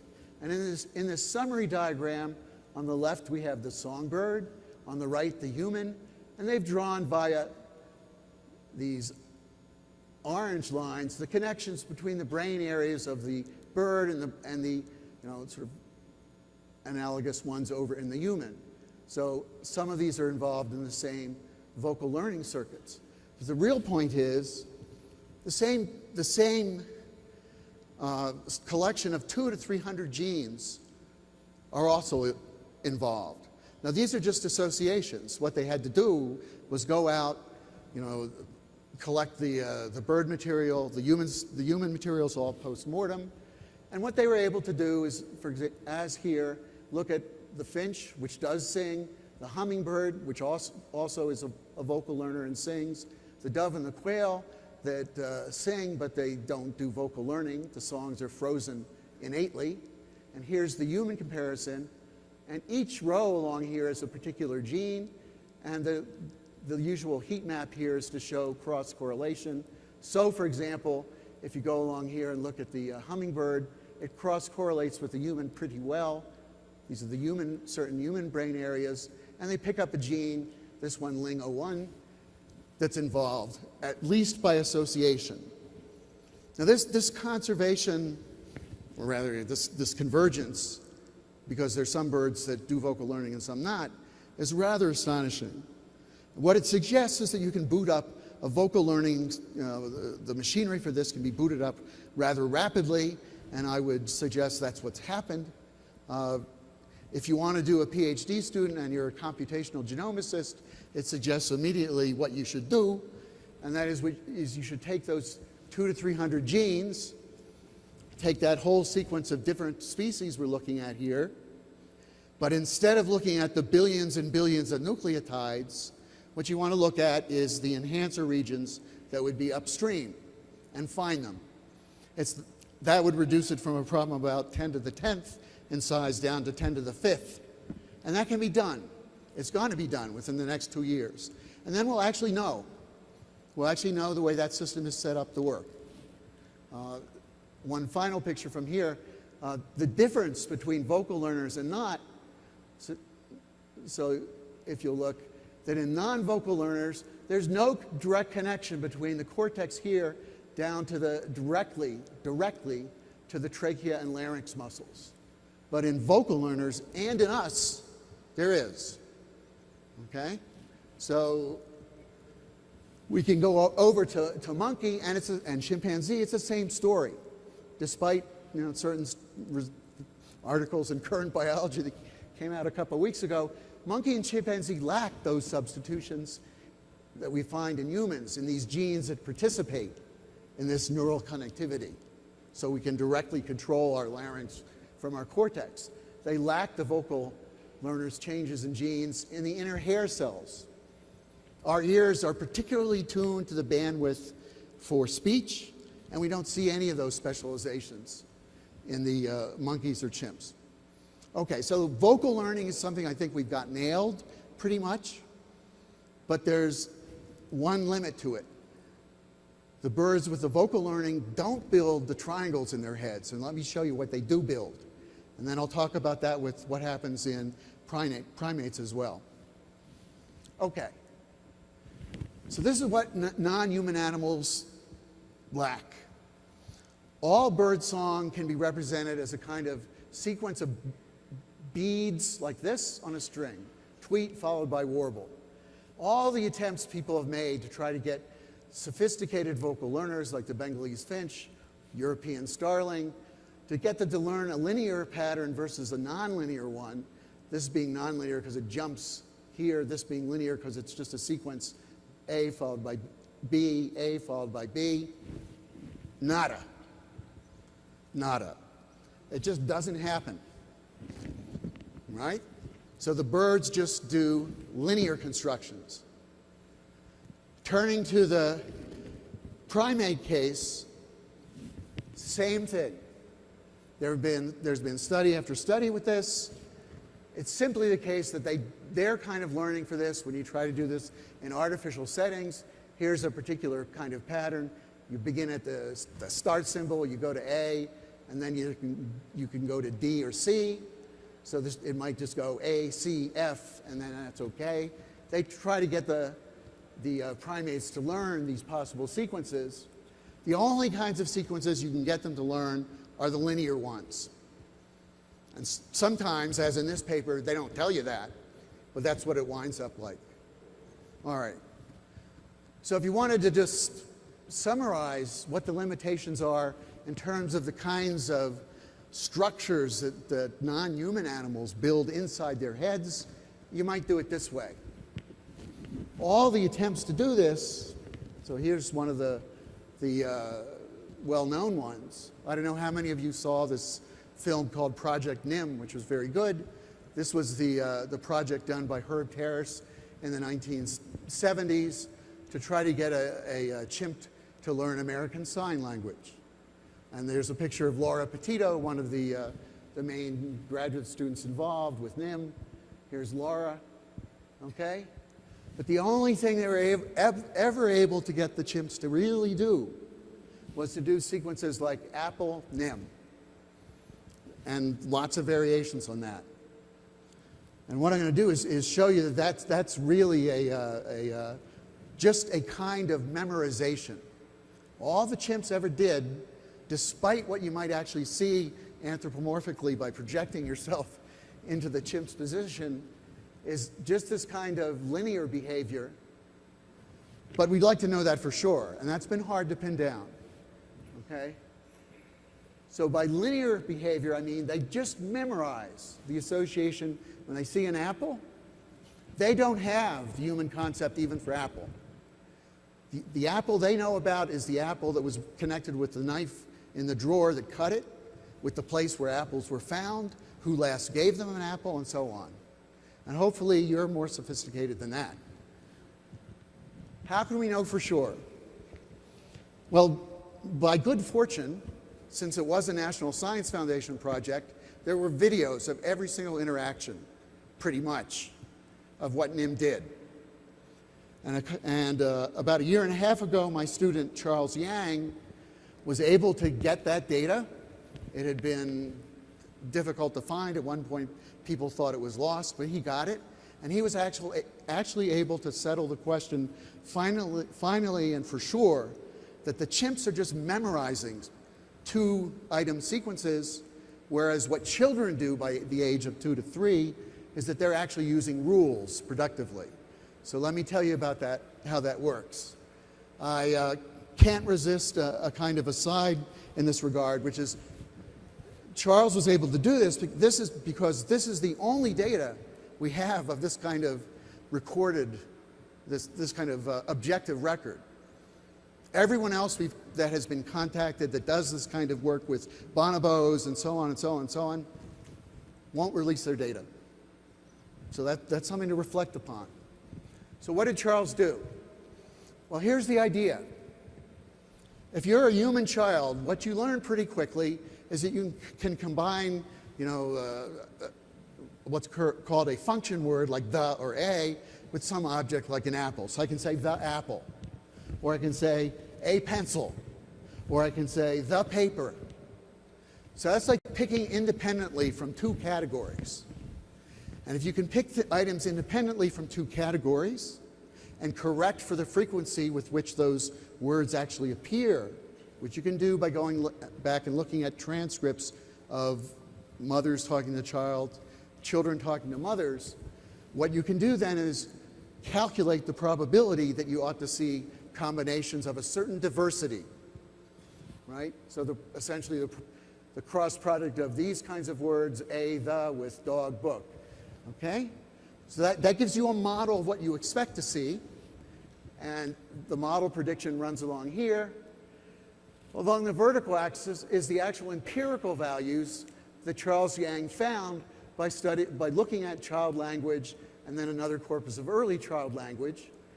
And if those match up, the model matches the empirical predictions, this ought to be a 45-degree line. And it is, with a correlation of 0.997 plus or minus 0.92 confidence and 95% confidence interval. On the other hand, if you memorize things, so here we have some of U.N.A.M's memorizations. U.N.A.M learned about 125 signs over lots of years. So lots of things, popular with chimps. Some food item followed by me or U.N.A.M. So apple U.N.A.M, right? That's one. Or a non-food item U.N.A.M, like spoon U.N.A.M. So these 2 item combinations. But look, and then you can calculate what you'd expect the diversity would be, again, if they were selecting by a rule. That's up here. And what the actual empirical results are, and that all falls below the 45-degree line, meaning that the diversity is far, far lower than expected. They've just memorized things and are retrieving those associations. So that's really a good nail in the coffin to the chimp, quote, language studies. Chimps don't do language. They just don't do it because they just construct these linear sequences that are just memorized. So those are the 45-degree lines. Okay, so what do we have? What did the children have that the chimps don't? So as I said, it took a number of years in linguistics before we understood what that was. But it came down to something really simple. This. A pencil. Pencil, yeah, like this pencil, which you can't see beyond the first row. So this pencil, that pencil, conceptually stands for what it is we do that no other non-human animal does. So notice a pencil is a combinatorial tool. There's this lead on this end, there's an eraser on this end, and you put them together and you have a new object that you name. And you give it a name, pencil. And that name might not ever have existed before. I use the eraser more than the other part, just because I make lots of mistakes. Now let's see how that actually operates in language. So just to drive this home, so in birds, chimps, so on and so on, you just get linear sequences. In humans, now we begin to see where these triangles are getting built inside your head. 8 and apples is put together and assembled into one unitary structure that's given the name of pencil. Chomsky calls this the, quote, basic property. It's the basis of all of human syntax. It's operative everywhere, and as I'll show in another few slides, it actually constrains exactly what goes on in human syntax, even though it seems very, very simple. So you see already that if this is the narrow phenotype, it's not going to take so much to get from it not existing to its existence. All right. So we have an operation, call it the basic principle, BP. It takes as input 2 arguments, so it's dyadic, and it outputs what I've written down here as this funny looking set, which is exactly isomorphic to this triangle. Namely, there's a label here, which is the label up at the top that says it's 8, which means it's a verb-like thing. And then the components below, 8 and apples. So this set just corresponds to this. Now, and again, you might say, well, you haven't shown me anything so far. But the point is, this dyadic operation, BP, can apply to the output it just produced. If I get 8 apples like this, I can then now apply this operation again, but now take as input a name like Ursh, and this structured object like 8 apples. I can put them together, and I get Ursh 8 apples, and so on, indefinitely. Okay? So that simply that's the core human phenotype. And I could just stop there and say, we're done. Hard to believe, but as I said, rather remarkably quite true. This gives us the ability to construct sentences that have arbitrarily complex hierarchical structure in syntax that can correspond to meanings that can build entire worlds inside our heads. Here's an example. Almost inconceivably, the gun into which she was now staring was clutched in the pale hand of an enormous albino with long white hair. Now, Humboldt used to say that language involved was the infinite use of finite means. This seems like the infinite misuse of finite means. Not really a great sentence, right? Well, of course we know where that's from. That's Dan Brown, the Da Vinci Code. So, you construct what you can construct, but, sometimes it goes awry. But nonetheless, the basic property generates then, and by generate I just mean the repeated application of this computational operation. It's digital, because every sentence is some number of words long, like there's a 4-word sentence and a 5-word sentence, but there's no 4.5-word sentence. What's that? It's digital.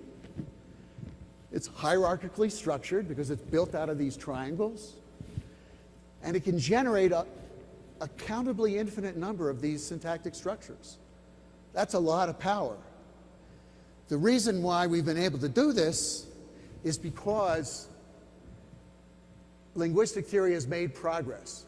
We've been able to replace this, as I said, this mind-bogglingly complex system of rules that you might have looked at when you were in college. You probably maybe turned to a linguistics book and you saw this stuff. You said, what's going on? So this is where it actually started, from an anonymous source in 1948. So say you're a bored 17-year-old kid in Philadelphia, but you're kind of bright. You might sort of think up a system like this. This is rule number 33, and this is rule number 34, and it says, oh, if I have this set of elements in my input, I want to replace that given some complicated conditions. You don't need to read this. No one can read this, in fact. But nonetheless, this anonymous source was able to build a system of 45 of these rules ordered in this sequence with ors given by saying, I'll go to rule 1 and then 3 and then either 4 or 5 and so on, and show that that was optimal without a single computer in existence. So that's pretty good stuff. But U.N.A.M has done much better. And so what he's done over the past 15 years, say, we'll get rid of all this. All the stuff about transformational grammar, all the stuff about having to order some long set of rules. we replace it with exactly this one operation. That's all that's left. Plus one other thing, of course, hiding underneath the table. Well, actually, this, which we'll get to, the apple. So that's a lot simpler. Anyone can understand triangles. So our minds don't construct linear sequences. You might think they do because you hear the words coming in a serial order, and you also got to say them in some serial order. But as I'll show, that's not what happens inside your brain. That's kind of striking. So it's not a sequence like this, eagles that fly instinctively swim. Okay? It's a sequence.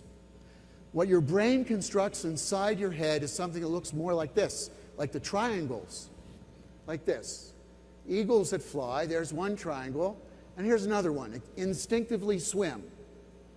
And if it constructs these two sets of triangles with this bigger one, then instinctively is related to swim. So what it's saying is the eagles instinctively swim, right? Everybody got that? Now there's another possibility. Do you see the other possibility? Because the sentence is actually ambiguous because it can have two structures. It can have this one, or it can have this one. Instinctively could be something that tells us about flying. So that would say eagles that fly instinctively. Instinctively describes the flying, they swim. Well, how do we know? What's the psychophysical evidence that that's actually going on? Maybe I'm just telling you a story, right? But there's actual evidence that this is going on that you can use with this sentence. All I have to do is pull instinctively to the front, and I can just say, instinctively, eagles that fly swim. Now, what's happened now? What does instinctively modify? Instinctively describes something about what? The flying or the swimming? Class? It's describing what they instinctively describes their swimming. It can no longer describe their flying. Why? That's because the structure that's now built in your head looks like this. Instinctively is here. Instinctively, eagles that fly, here's the other triangle, swim. Now, instinctively is hierarchically closer to swim. It's just at the same level in the hierarchical triangle structure, not the linear structure. Instinctively is way far away from swim, but it's closer in the structure that's built in your head. So you automatically associate it with swim. Fly is farther away. Here's one level of hierarchical structure, and here's the second one. So it's two hierarchical units away. So instinctively is farther apart linearly from swim, and instinctively is close hierarchically to swim. The conclusion, the logical conclusion is the distance information in terms of the linear distance is not even paid attention to by your brain. What matters is the hierarchical distance, whether one object is hierarchically close to another or not. The linear distance is irrelevant. And I think that's a rather astonishing demonstration. Now I'm checking the time. Now, you can go on to show that triangle construction governs everything we see in language. Triangle construction. I'll probably have to cover these rather briefly, but here's at least one example.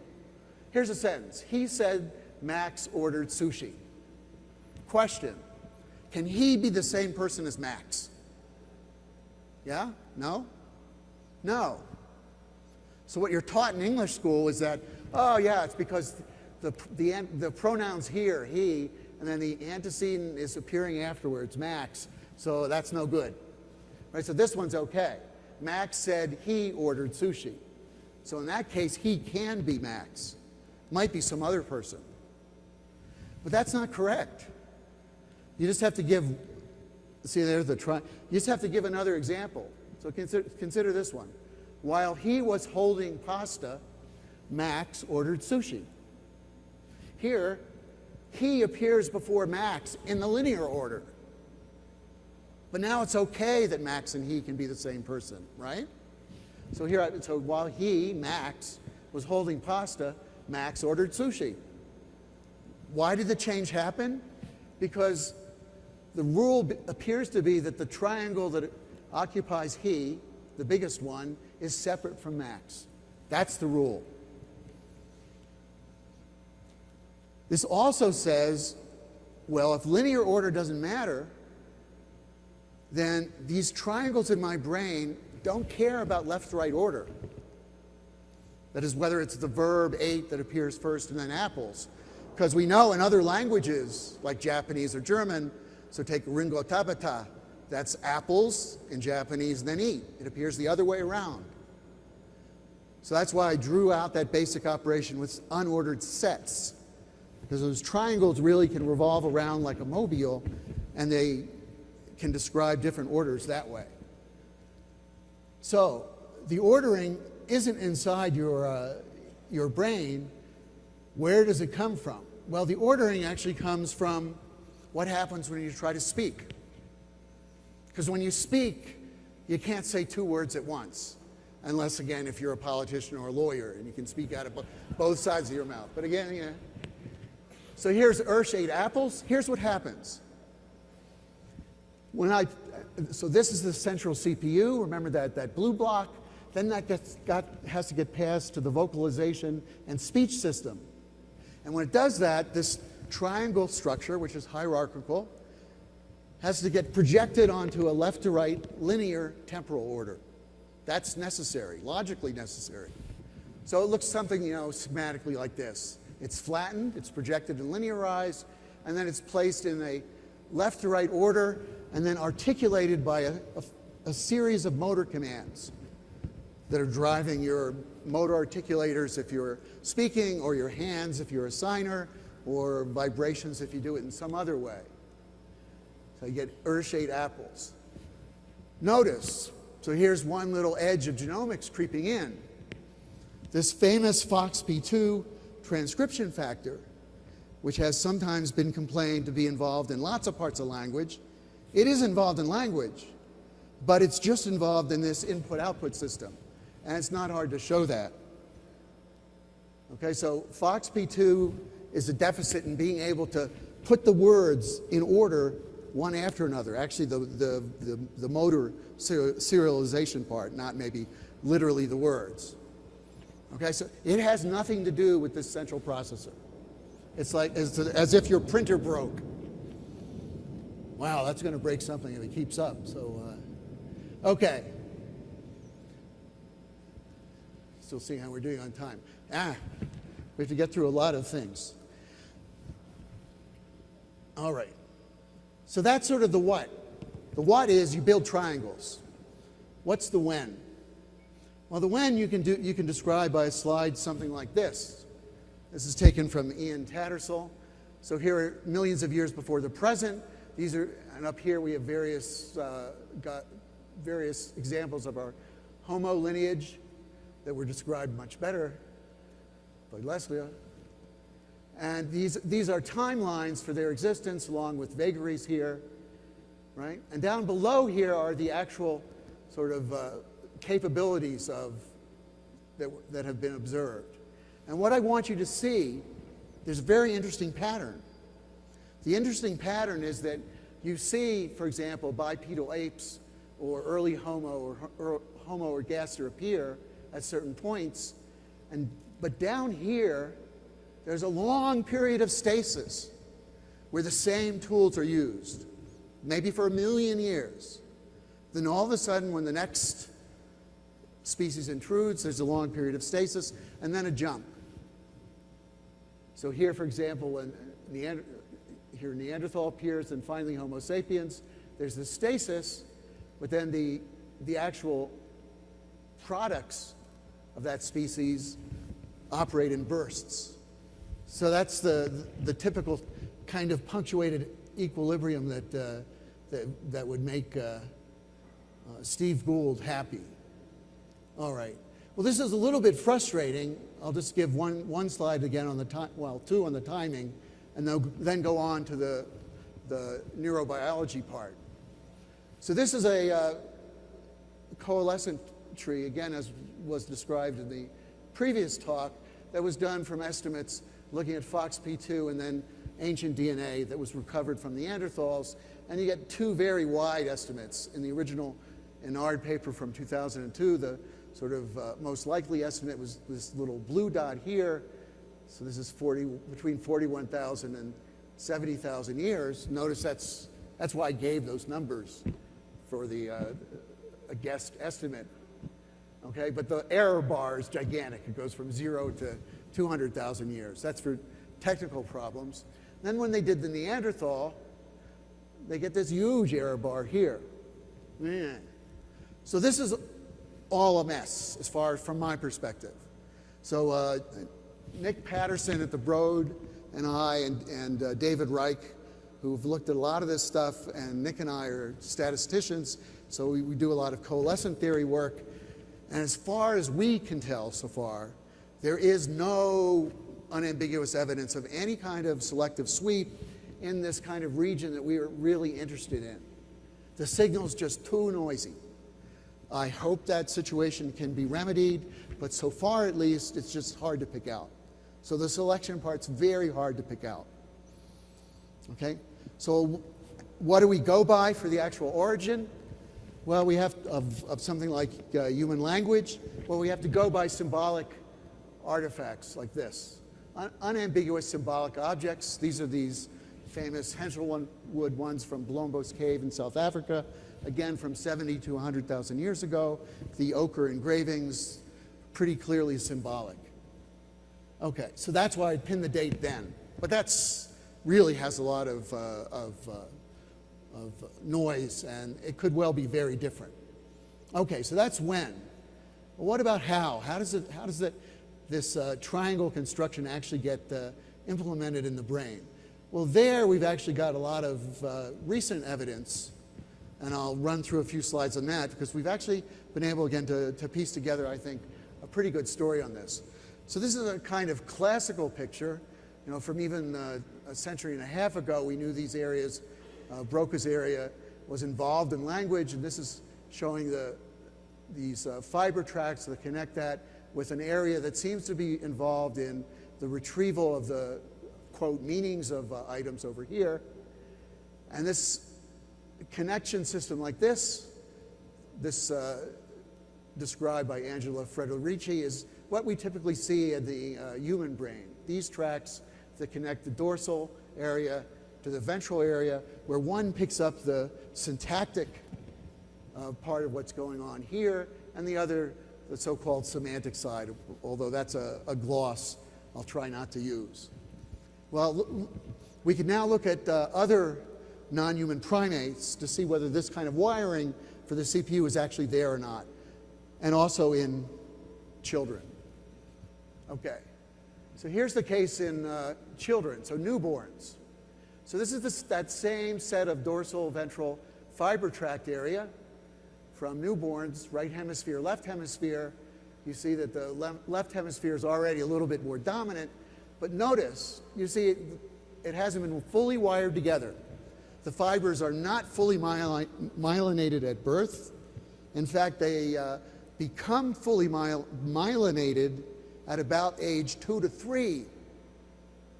And remember that number? Age 2 to 3 is when kids start using words in these triangle-type structures, rules.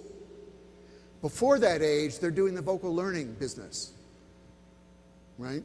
So that's what they get first, the vocal learning part. And then after this fiber tract gets matured, as it is in adults here, left and right, so you see the left-hand side bigger, then you get the syntax coming in. Now, interestingly, when you compare those fiber tracts in human, chimpanzee, and macaque, if you look carefully, here's the macaque example, and I have a blow-up on the next slide. Those fiber tracts in chimp and macaque are not fully wired. They're not. Okay? And this is area 44, the so-called syntax area. So the fiber tract goes up here in the macaque, but then bloop. Somebody forgot to solder the rest together. And now you can blow up that picture and do a more careful study, like this one. So if you blow up that area in the macaque, you see that fiber tract that was coming up over here. Now notice the red circled area. It ends, stops, without going further. So what's the point here for evolution? The point for evolution is, suppose it's the case that all you have to do is finish that last wiring bit. Then it could be a relatively simple minor mutational change in development that does that. Or maybe it's just because the brain gets a little bit larger and so the fiber tract is able to get over that far. That's not clear, but it's apparent you don't need much of a change. On the right, there's a sequence of fMRI studies comparing human and macaque that show the same thing.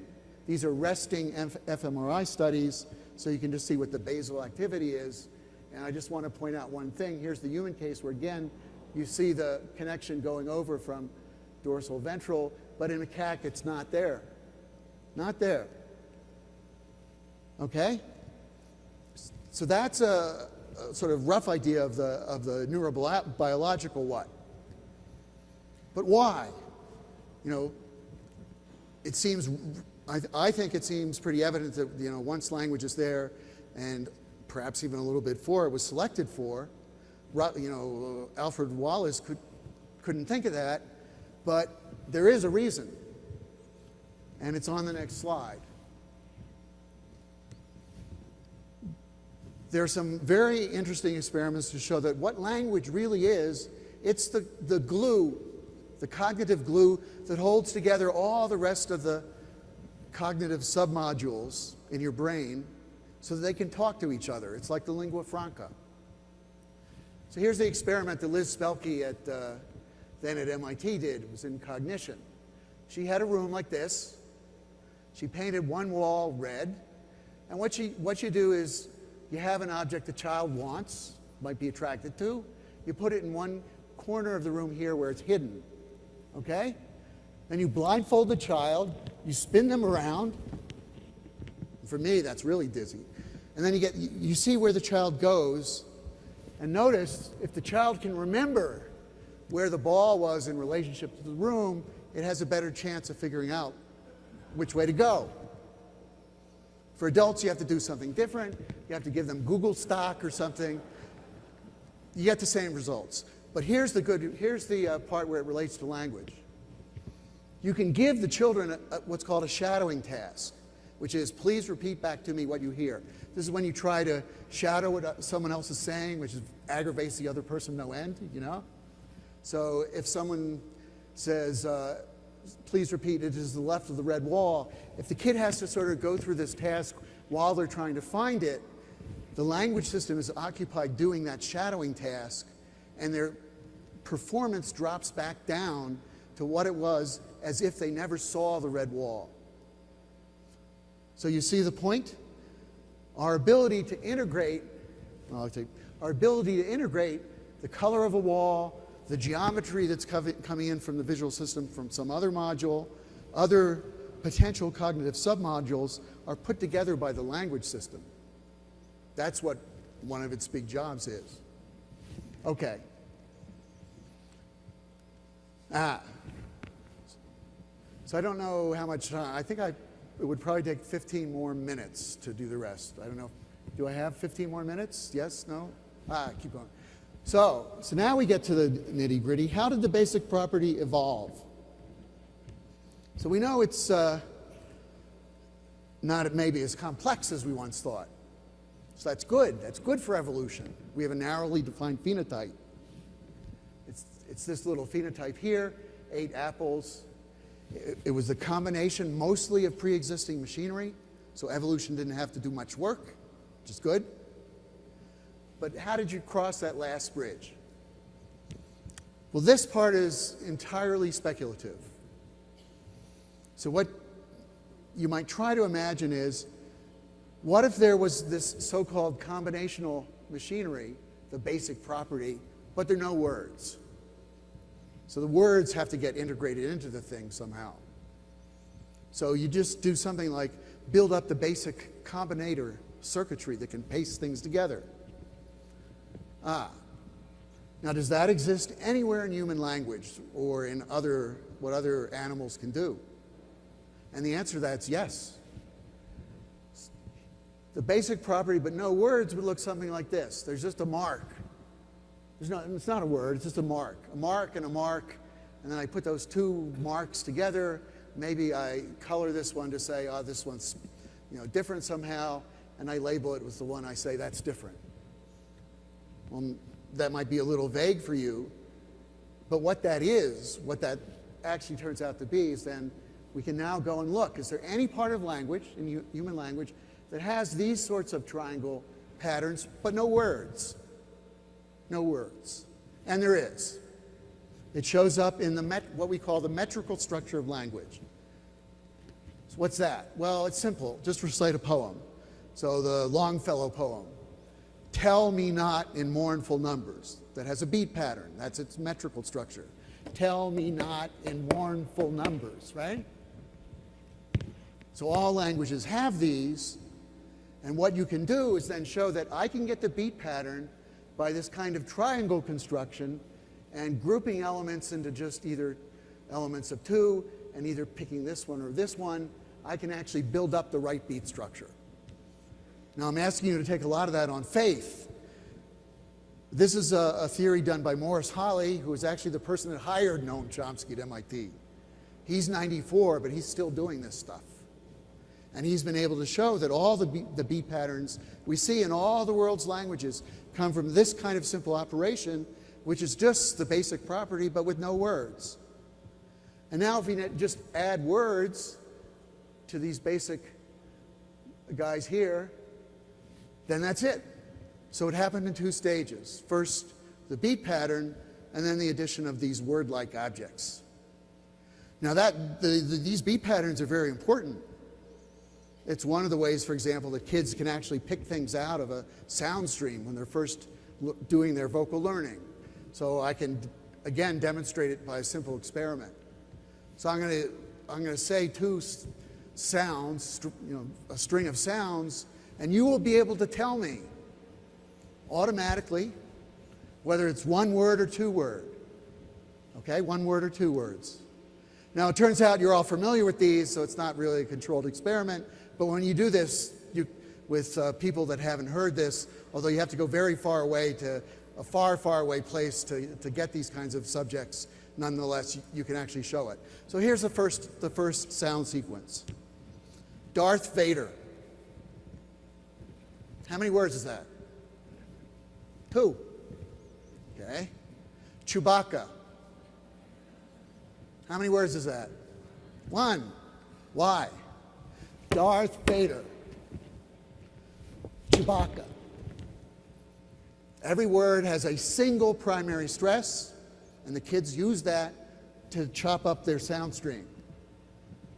Okay, so that's how all these things have been integrated together.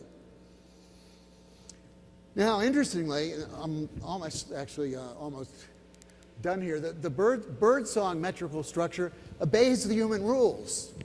It needn't have done that, but it does.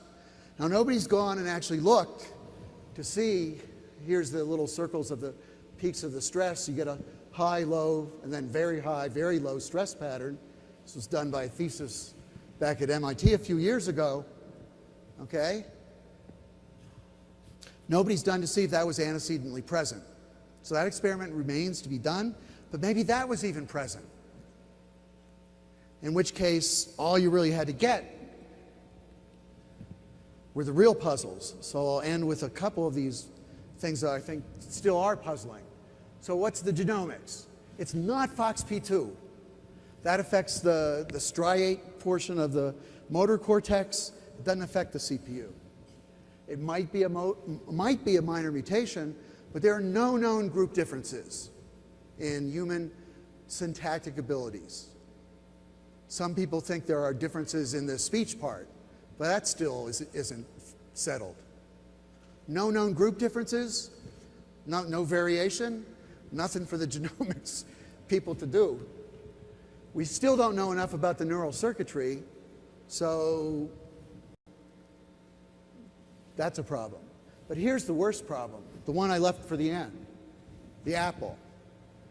I said that this combinatorial operation combined word-like objects. Where do these come from, right? And that's a real kind of mystery. We don't know how it is that we've developed these things that we call concepts, that we call apples.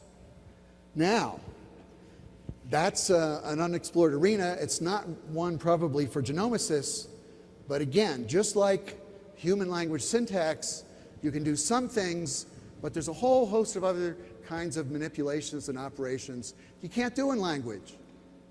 You can't form questions in language by taking the words, saying, this is an apple, and turning them around.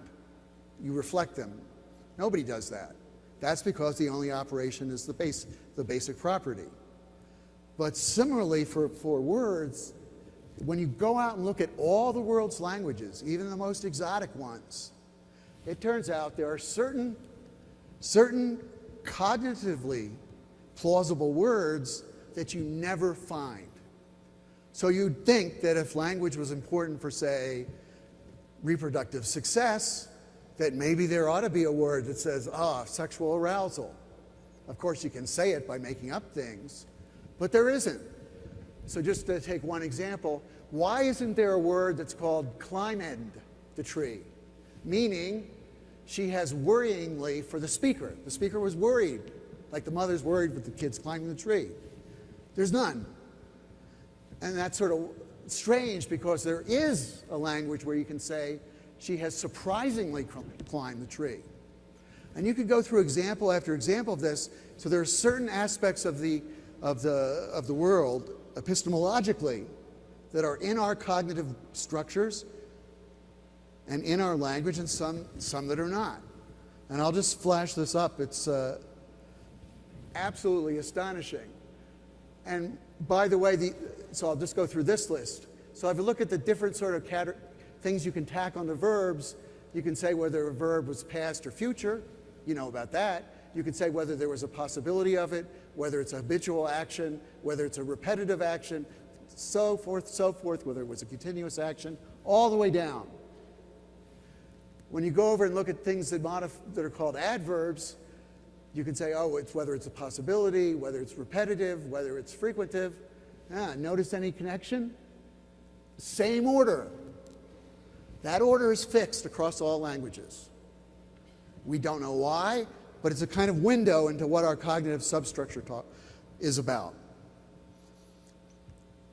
And that's where we stand.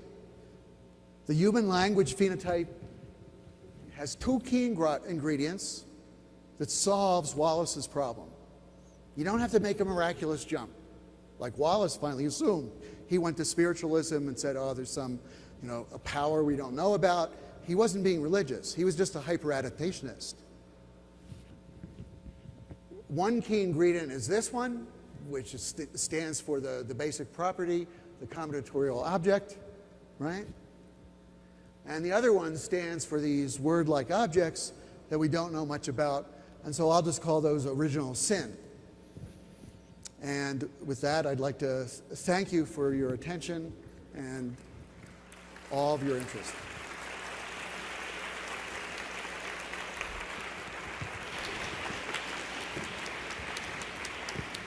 All right, questions? Okay, I hope all that talk of language hasn't made you too self-conscious to open your mouths anymore. There's a question And back I'd there. also be happy to answer any billions and billions of questions afterwards too, of course.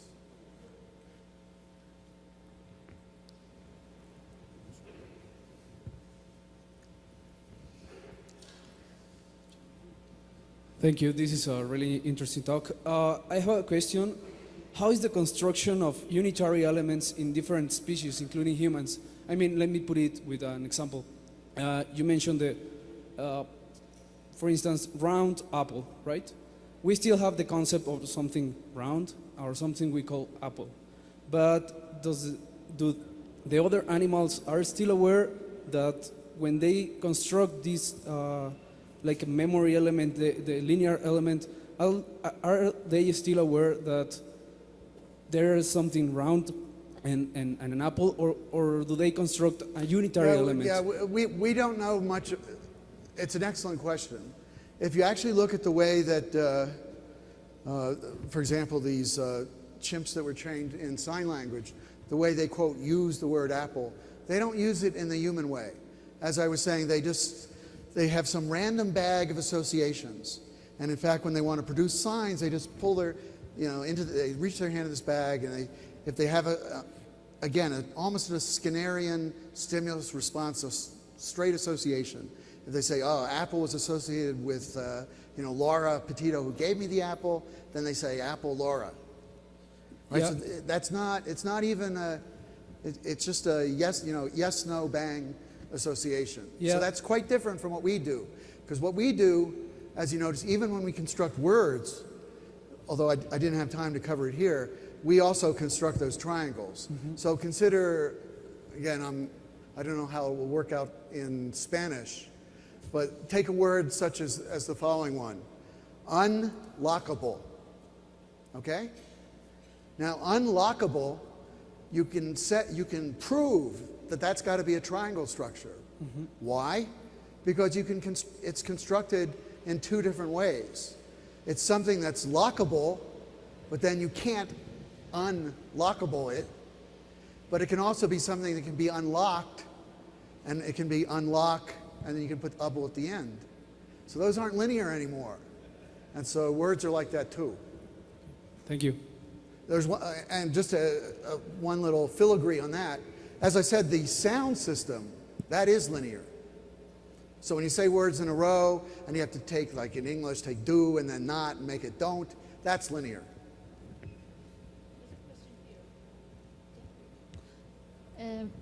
I would like to know if...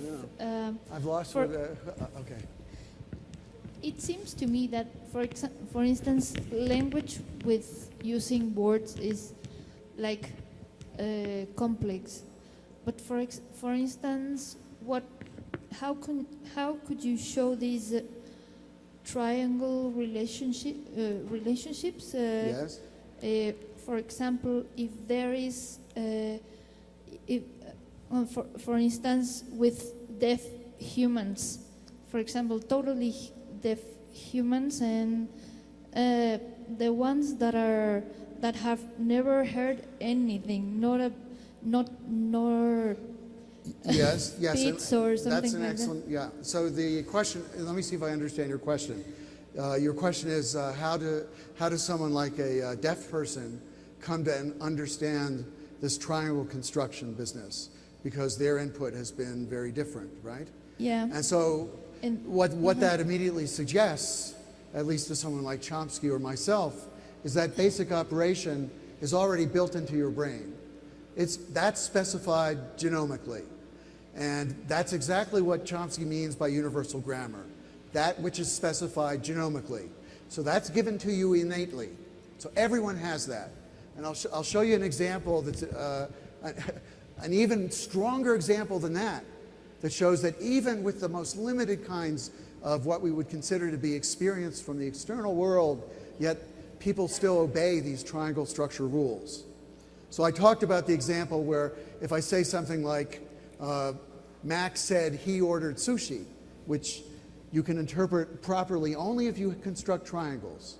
Well, first of all, you can show that sign language speakers do the same thing, although they have a different way of assigning, where's he, where's Max. They point to points in space, but they still obey those triangle laws. But it's even stronger than that. I don't want to take too much time answering the question, but this is so remarkable that as U.N.A.M would say, if you are not puzzled by this, then you ought to hang up your scientific hat or something. I don't know. It's one of the most remarkable and puzzling things. Let's see if I can just, and I think it's worthwhile to show. So, and it's this, right. Okay, so let me just read this. So this is an actual transcript of a guy who is 25 years old. He's an auto mechanic, okay? And then they elicited from him this transcript of what he did during the day. This is part of it, but I'm going to read the whole thing because I think it's actually worthwhile. One time, one of my friends took me to a huge trucking garage where he works. This trucking garage repairs transportation trailer trucks and trailer cabs. You know how high and big they are. Well, I stayed at the garage for more than an hour and a half or 2 hours, and I saw all the giant mechanical equipment there is. And I saw the small equipment for cleaning and testing carburetors. And I was taken to a place where the trucks were smashed up in an accident. And I saw one cab that was flattened down to just about a foot high. And I was amazed to see that the truck that got smashed up in an accident to a foot high, the driver of that truck who got out of the cab that was squashed down by accident got out by a narrow escape. He was not killed, but he was very badly injured. Okay? Now, I think you would agree with me that's completely fluent use of English, right? That person knows English, right? And maybe if I could use you as a demonstration, I can now show you what that person's external experience was for the environment, from the environment that they used in order to be able to say this. I mean, you get a very clear picture of what was going on, right? The cab, the smashing. Perfectly beautiful mental picture, correct? I would think, it's like it's better than the Da Vinci Code, I think. But if someone wants to hold out their hand, I don't know, hold out your hand. No, you hold out your hand. And I will show you the external environment that this person got to acquire that language. Puffs of air on their fingers because they were both deaf and blind. So the only thing they knew about the external world were those puffs of air. Now, if you're not puzzled by how it is someone can do that, then, as I say, maybe it's time to go into some other field. And if you think that sophisticated machine learning algorithms with billions of kinds of data that Google does, if that's the way, you think that's the way human language acquisition work, again, get a job at Google, but don't do the science part. Okay, so.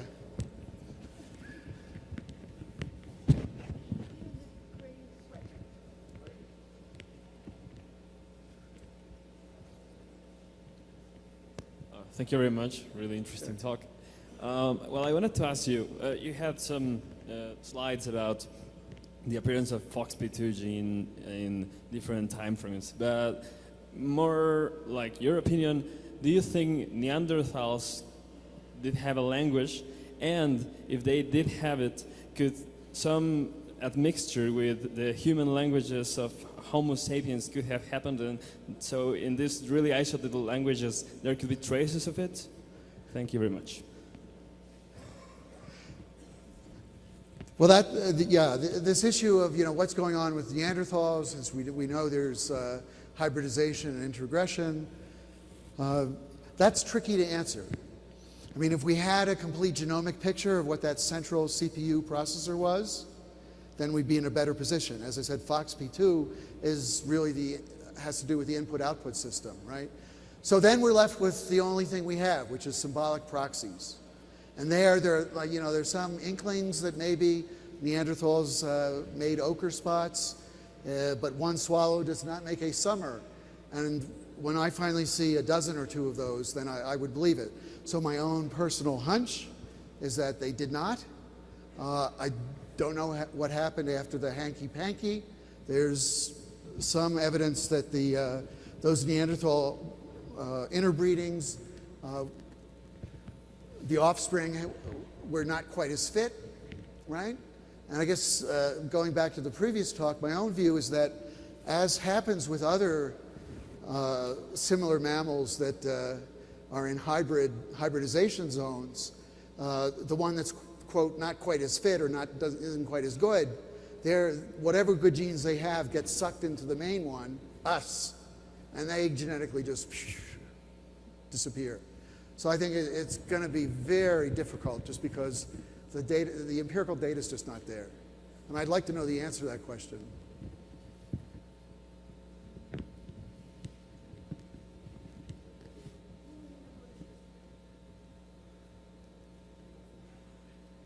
Hi. Hi. Do you think that computational languages could be similar to human language? So the question is, are computer languages similar to human languages? Well, there's a sense in which they are, because they're artifacts that people construct. So to a certain extent, they're parasitic in what we already can do in a facile sense, right? So we have languages that have things in them like commands, where you can say, do this for a certain number of times, right? So that part is. But there are many other things about computer languages that you never see in actual human languages. So one is this I mentioned. So if you look at the basic property, it just takes two elements and puts them together. But in a typical computer language, you can have a subroutine or a function that takes any number of arguments, right? So there are those differences. On the other hand, another constraint I mentioned about human language, the one that says, oh, the rules that dictate when I can say that Max and he are the same person, that actually does show up in computer languages. Because when you write a little subroutine, you want to make sure if you've done this, you want to make sure the variables like X, Y, Z, that they have values within the certain block structure of the program. And that's like the triangles. So it's a kind of half and half answer. See, because we're people and we're engineers and we can design what we want, we can make them go outside the boundaries of what's given to us innately. And sometimes that's useful.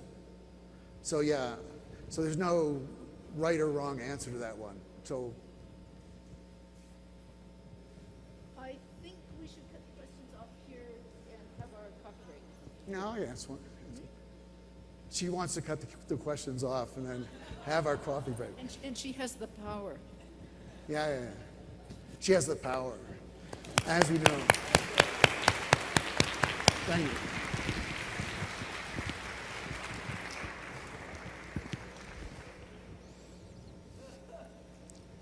Hello.